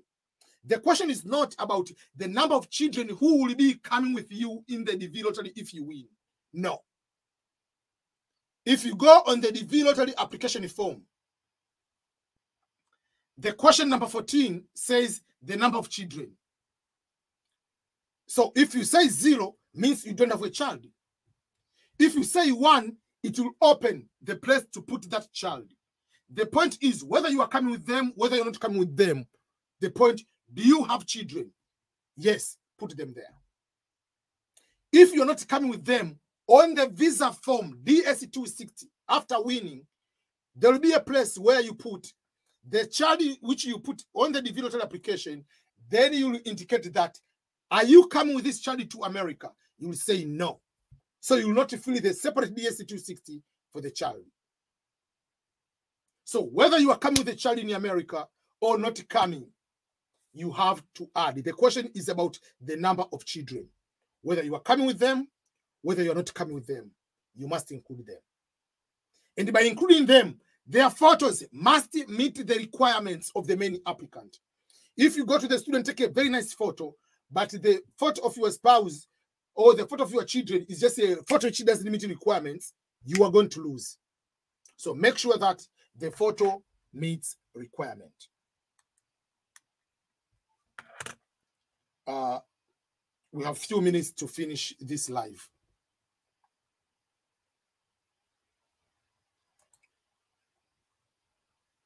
Can I get a scholarship with IELTS results? Yes.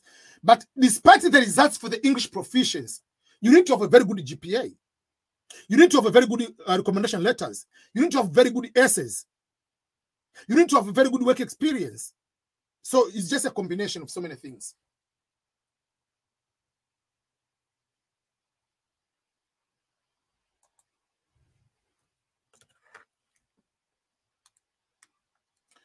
When you fill the DS260, there is a question, and the question Gilbert is asking is, hello, sir.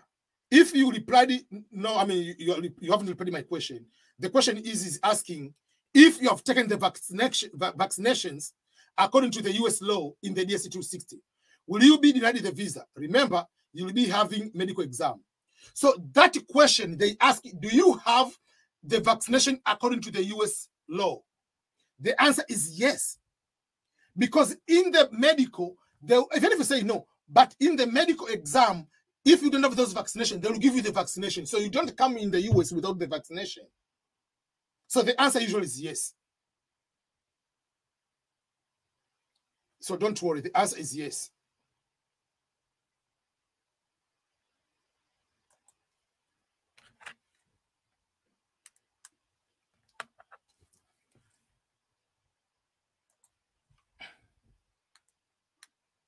There is a question from Obeng Charles. Please, I want your contact because I need your paid service on the DV Lottery 2025.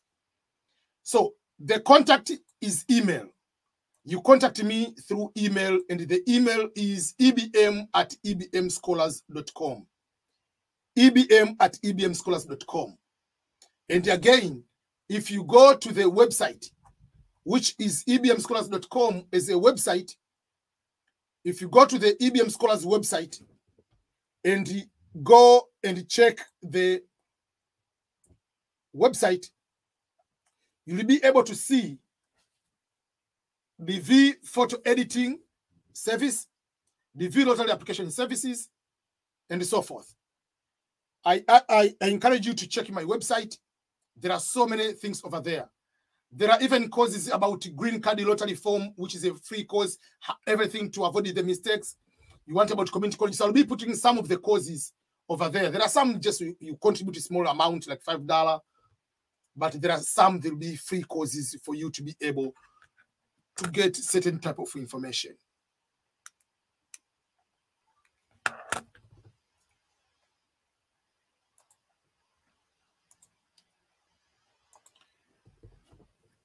I have very few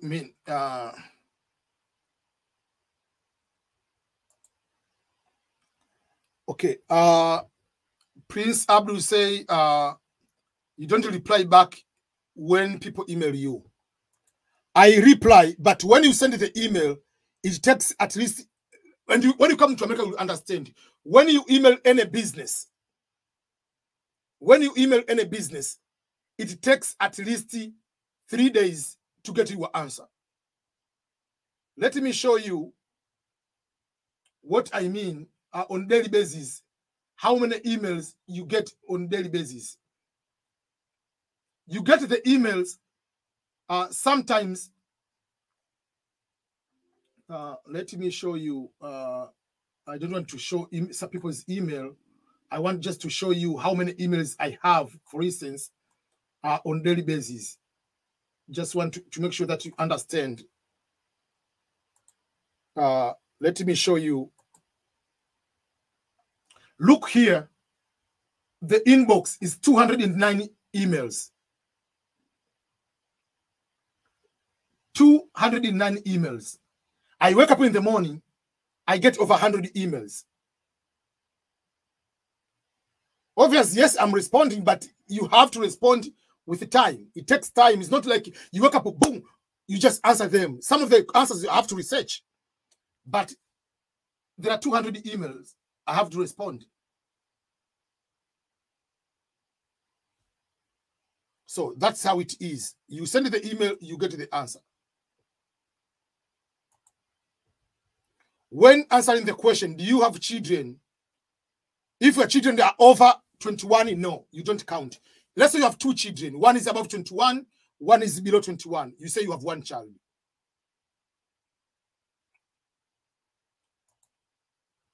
Thank you. Is passport requirement this time for the DV 2025? No, it's not. Passport is not required for DV 2025. Okay, I have very few, like 3 minutes left.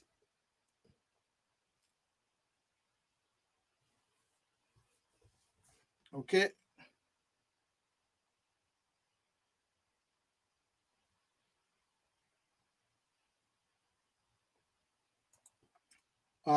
Is it a challenge to have a high case number? Yes, it's a challenge.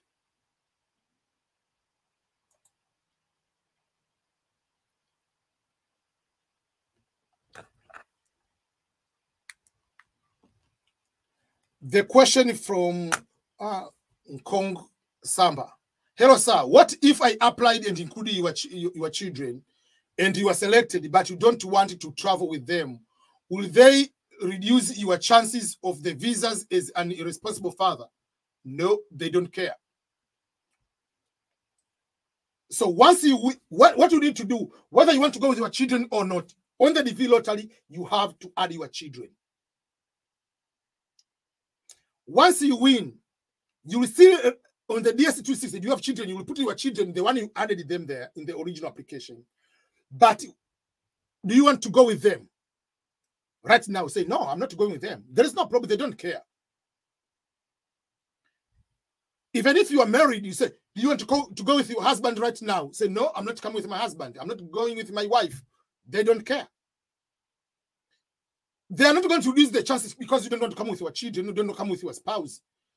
You will be denied the visa if you don't have high school, or you don't have 2 years of work experience, or you are a criminal. So they don't care. So those are the things people should know. They don't care. The visa will be given based on the requirements to be given the visa, not on the perception that, oh, you don't want to go with your parents, your children. You don't want to go with your spouse. Maybe you are a bad father, you are a bad husband, you are a bad wife. No, they don't care. As a many applicants, what they care is you meet the qualification to be given the visa.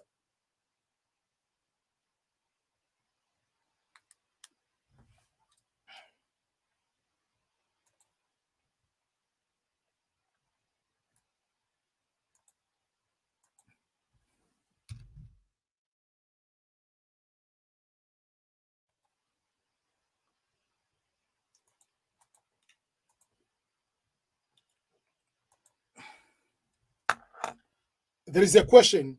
What website can one use to check the photo requirements? What website can one use to check the photo requirements? This is the government website. tsg.phototool.state.gov/photo. I'm posting on the comment here. You will see on the comment.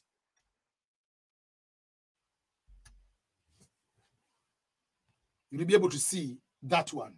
So you choose the photo, and then you add that there, and then it will tell you if it's correct or not correct. So it tells you everything. It will tell you what is correct, what is not correct. You can see, for instance, like size and composition, this is correct, this is not. Like you see, like this, you can see up to shoulders, but this one you see just the head and the neck. This one is too like wearing glasses, but this is like a half photo, not like a passport. This one is you are on one side, like you see. So they tell you what are the example photos you see. These are the photos like you can see how they appear. The same way like how I was showing you on my on the photo when I edit. When I edit the photos, you see, photos is how they appear. This is how they appear. They have to have proportional. So, if you wear hijab, you see how, sorry, you see how you wear hijab. No smiling, no happy face, no looking cool or up, whatever. No. No glasses. You see how you wear hijab, not this way, that way. This one is not a problem about dreads. It's like the dread you allow them to come on your face. There is no like, yeah. Hijab you put in a wrong way, like halfway. No, that is not. And this is not like typical hijab. Like you see, like the shot, like exposure, whatever. So all those kind of things. You see the background. You don't put like trees, all of those kind of things. Just to be plain, not like kind of this. Quality, resolution. This one is not clear. Yeah. So those are some of the things like.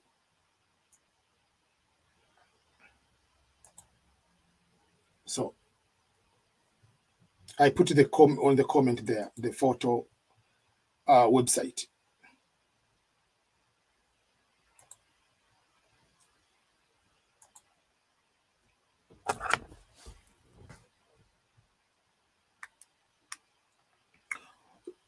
Haruna Osman is asking, please, if you are married but you don't have enough evidence to prove your marriage, can you apply as single and later file for your spouse to join you.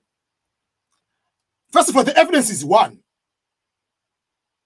You are married, you have marriage certificate. That's number one.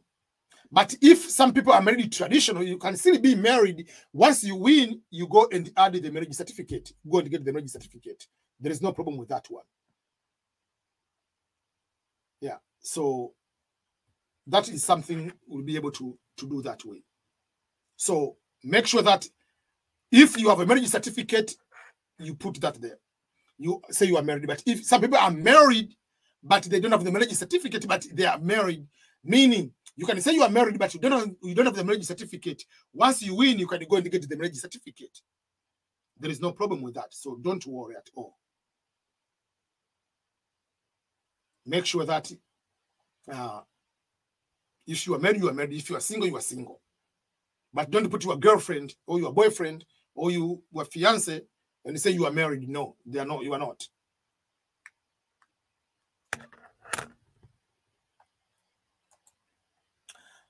Prince is saying, anyway, my message which I sent you was regarding to pay for you about the photo. Fill up application for me. Tell me how I can pay you regarding picture. I live in Bahrain. I will send you the email back. I will reply on your email. Don't worry. But on the website, there is you click. There is a to pay by a card direct. You can pay with a card direct on the website.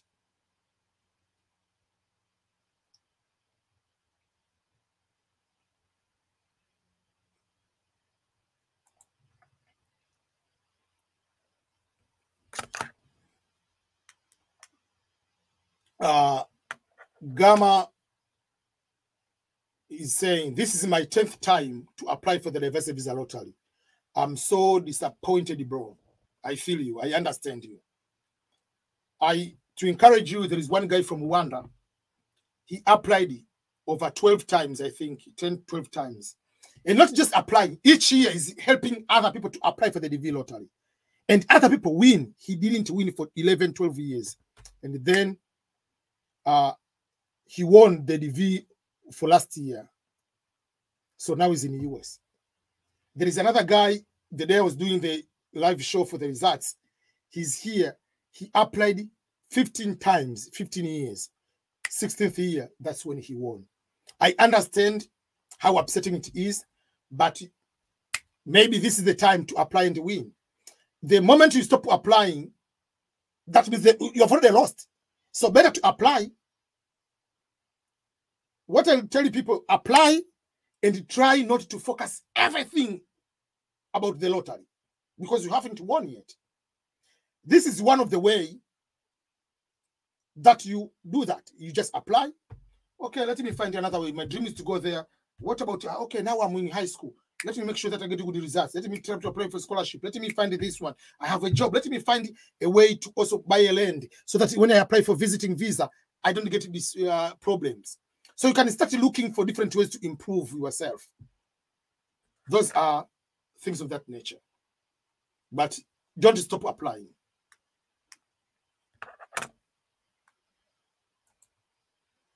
Is there, this is a very good, this is a very interesting question from Ram is saying, Paria, is there, I mean, if there is a dimple, like someone with those, like they have dimples, or a stain on your face, is that photo suitable for the DV lottery application? The answer is yes. The answer is yes. The photo is suitable. The problem is for you, you have a dimple, you want to take it to the dimple. You have a little, like something like some people have, like even my face, like for instance, my face, you see, I have dark thing here, I have dark thing here, whatever. You want to remove like Photoshop, whatever. No, that is not me. If you take a picture, you have dark like this one, that's you. If you are Muslim, you have, it's called a Sigda. I don't know the proper religious name, I'm sorry. But let's say you have Sigda here, whatever that one, that's you. You don't need to start letting me remove this one. No, that's your face. If you go the people of Makonde in Tanzania or nearby Mozambique, they have those mark on your face, like they have like those mark, or like some of the tribe in Nigeria, they have a certain mark in their face. Like they usually like they use a knife or something to put them. That's you. Don't do a Photoshop on those. So don't worry about that. You are good. So the photo will be correct. Don't worry about that.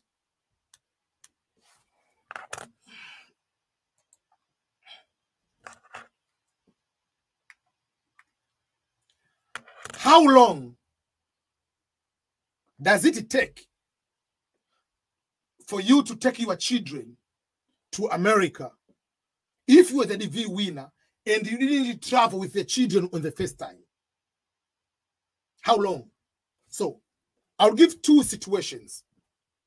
Number one, obviously, you upload the DV lottery with your children, but after winning, you don't want to come with your children right away. You say they'll come later. No problem.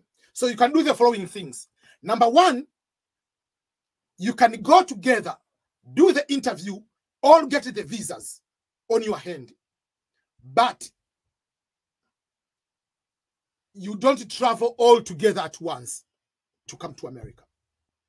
So when you pay, when they give you the visa is going to expire after 6 months. So you can come you right away, start the life within 6 months before the visa expires. They can come to join you. That is one way. The second way is this way. You can say they can join you later. You can get the visa. But they must go to the visa interview before September 30th. So you can get your visa maybe on March. And then, for them, they can come, maybe they can go to the visa interview in August, for instance. And then when they get the visa, they have 6 months to travel to come. But if you do the visa and you go yourself, and they didn't do the interview, and the September 30th arrives, they didn't go to do the interview, their winners, like to come as DV winners, that chance disappears. It is over. What you will do, you can bring them anytime you want after that through another process called sponsorship. That sponsorship can take up to 2 years process. Does that make sense? If I'm in your situation, I usually tell, unless others there so little, but if the children are already in the school age, wherever you want to bring them, just go and do the application to everything together and come alone. Make sure they have the visa. Because the process later to bring them is more expensive than the current way. Sponsorship takes longer, takes more money than you come as a DV lottery winner. But if your husband and wife and you have children who are maybe, let's say 2 years, you don't want to come with them, I understand. But if they're already at the school age, like they are 5, they can go to kindergarten, let them study here. Bring them here.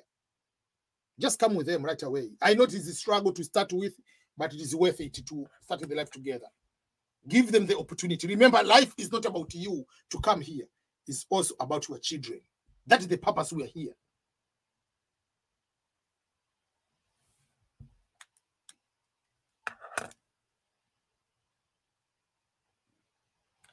Okay, already the time is up, everyone.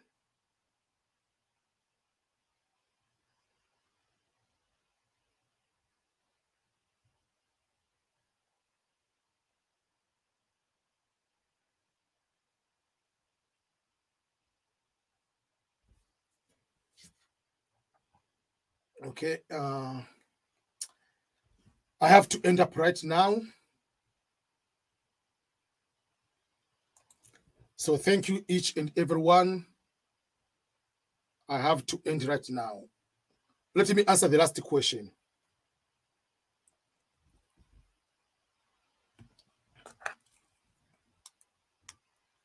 The last question is from Eric Kamanzi.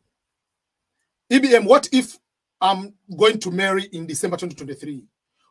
When applying the DV2025 this October, what should I say? Should I say I'm married? And if not, after applying, then I win, or my wife wins, will will be able, or will I be able to apply to change on the DS260 as married? Yes. So the question is, on the day of application, if you are applying on October 10, October 11, on that day, are you married? If you say no, yes, you are not married. But if you get married next day after applying, there is no problem. So you apply because you're planning to get married in December. You are single on October. What if your fiancé, God forbid, dies before that time, or changes the mind and don't want to get married to you? You are not married.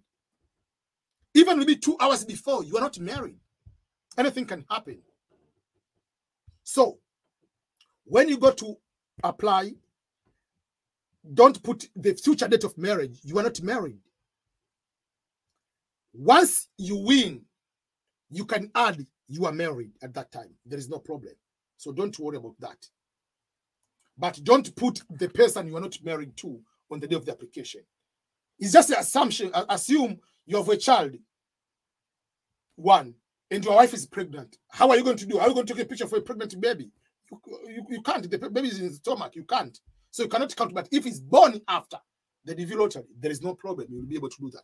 If you get married after, there is no problem. The problem is you are currently married and you are lying you are not married. That is a problem.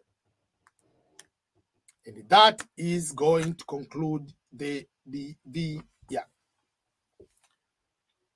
Yes, you must have a photo. Yeah. Yeah. Okay. This is very interesting. This is the first time I come across this question from Amina Kapuya. If I'm married to 2 men and each of them keeps me as a wife, is it acceptable? Amina, I don't know about which country is that you are from, but I believe this is a name from Tanzania or Kenya. In your country, is it allowed 2 men to marry 1 woman? I know most of the countries, men are allowed to have more women to get married. Muslims are allowed to do that. Some of the countries' constitution allow you to do that. But whatever the case, so let me answer like how it is. If you're married in your country, is legal. Don't go to 2 boyfriends and say that those are marriage. No. I'm talking about marriage because they want the marriage certificate from the government, from your country. So if you have that one, yes, each one will add you. Even let's say someone is married to 2 women. Each woman will apply and say, this is my husband, this is my husband. Will do that. But that main applicant will not do 2 applications. Go application 1 for this wife, application 2 for this wife. Yeah, so that is your answer, Amina.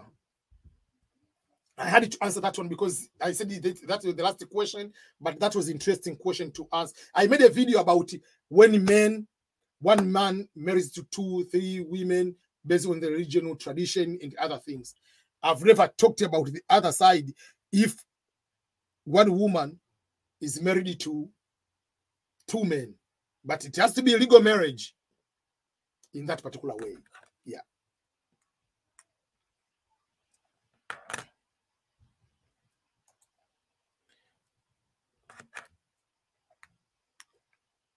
I'm a single mother of 2.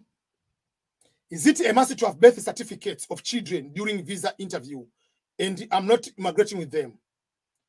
From Alice. Number 1, if you are not traveling with those children, they're not going to the interview at all. They're not going to the US Embassy. So you don't need their birth certificate. You don't need them to appear in the embassy. They have nothing to be business to be in the embassy. But in the DV lottery, even if you're not traveling with those children, you're not planning, you have to add the question, do you have children? You have to put them and their pictures and their information. You have to do that. But on the visa, if you say you are married, you're not coming with your husband, you're not coming with your wife, they're not allowed even to enter at the embassy because they don't have the interview scheduled for them at the embassy. So they're not even allowed to go to the embassy. They are not needed them. And if you are a single mother or a single father, you don't need a letter of the father of the children, so that you can be given the visa. To be given the visa, they'll give you the visa. But traveling, it can depend country to country, whatever, but it's better to have a letter to be allowing you to travel with those children. But yeah, that is something you need to make sure that you understand.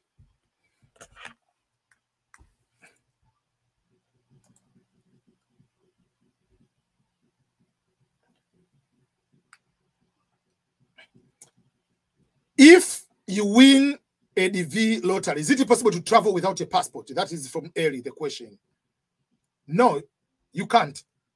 Where are they going to post the visa? The visa has to be posted on travel document, which is a passport. The only exception will be for refugees. They will use their refugee travel document, and the embassy will be able to coordinate with the travel refugee document from the UNHCR, UN, whatever. They'll do that kind of things. But you cannot travel without the passport. No, you can't. There are situations for refugees, but any other person, you must have a passport to travel. You must, on the application for the DV lottery, you don't need to have a passport. But once you win, even 1 day old child must have a passport to be allowed to get the visa and travel to go where you're supposed to go. So make sure that you understand that is one among the expenses you need to have, is to make sure that you have the passport for you to be able to process the visa and come here. You cannot travel. You cannot get into the plane. You cannot be able to have. No, you can't completely. So that concludes the live. What I want to do for those who are here, please make sure that if you have Android phone, make sure that you go and download the EBM Scholars app on Android. So many things I'll be posting this October, and in November and December, other opportunities, other chances for you to go and apply on your own. So make sure that you go and do that kind of the application. Go and download the application, Android app, for you to be able to do that one. So thank you each and everyone. And I wish you all the best for you to be able to check the opportunities app and other things for you to be able to do that. I'll be doing a lot of live stream in the coming days for you to be able to utilize these opportunities in general. And for that, I'll be going to leave you with the advertisement for the app. But don't forget to go to the website, which is ebmschools.com.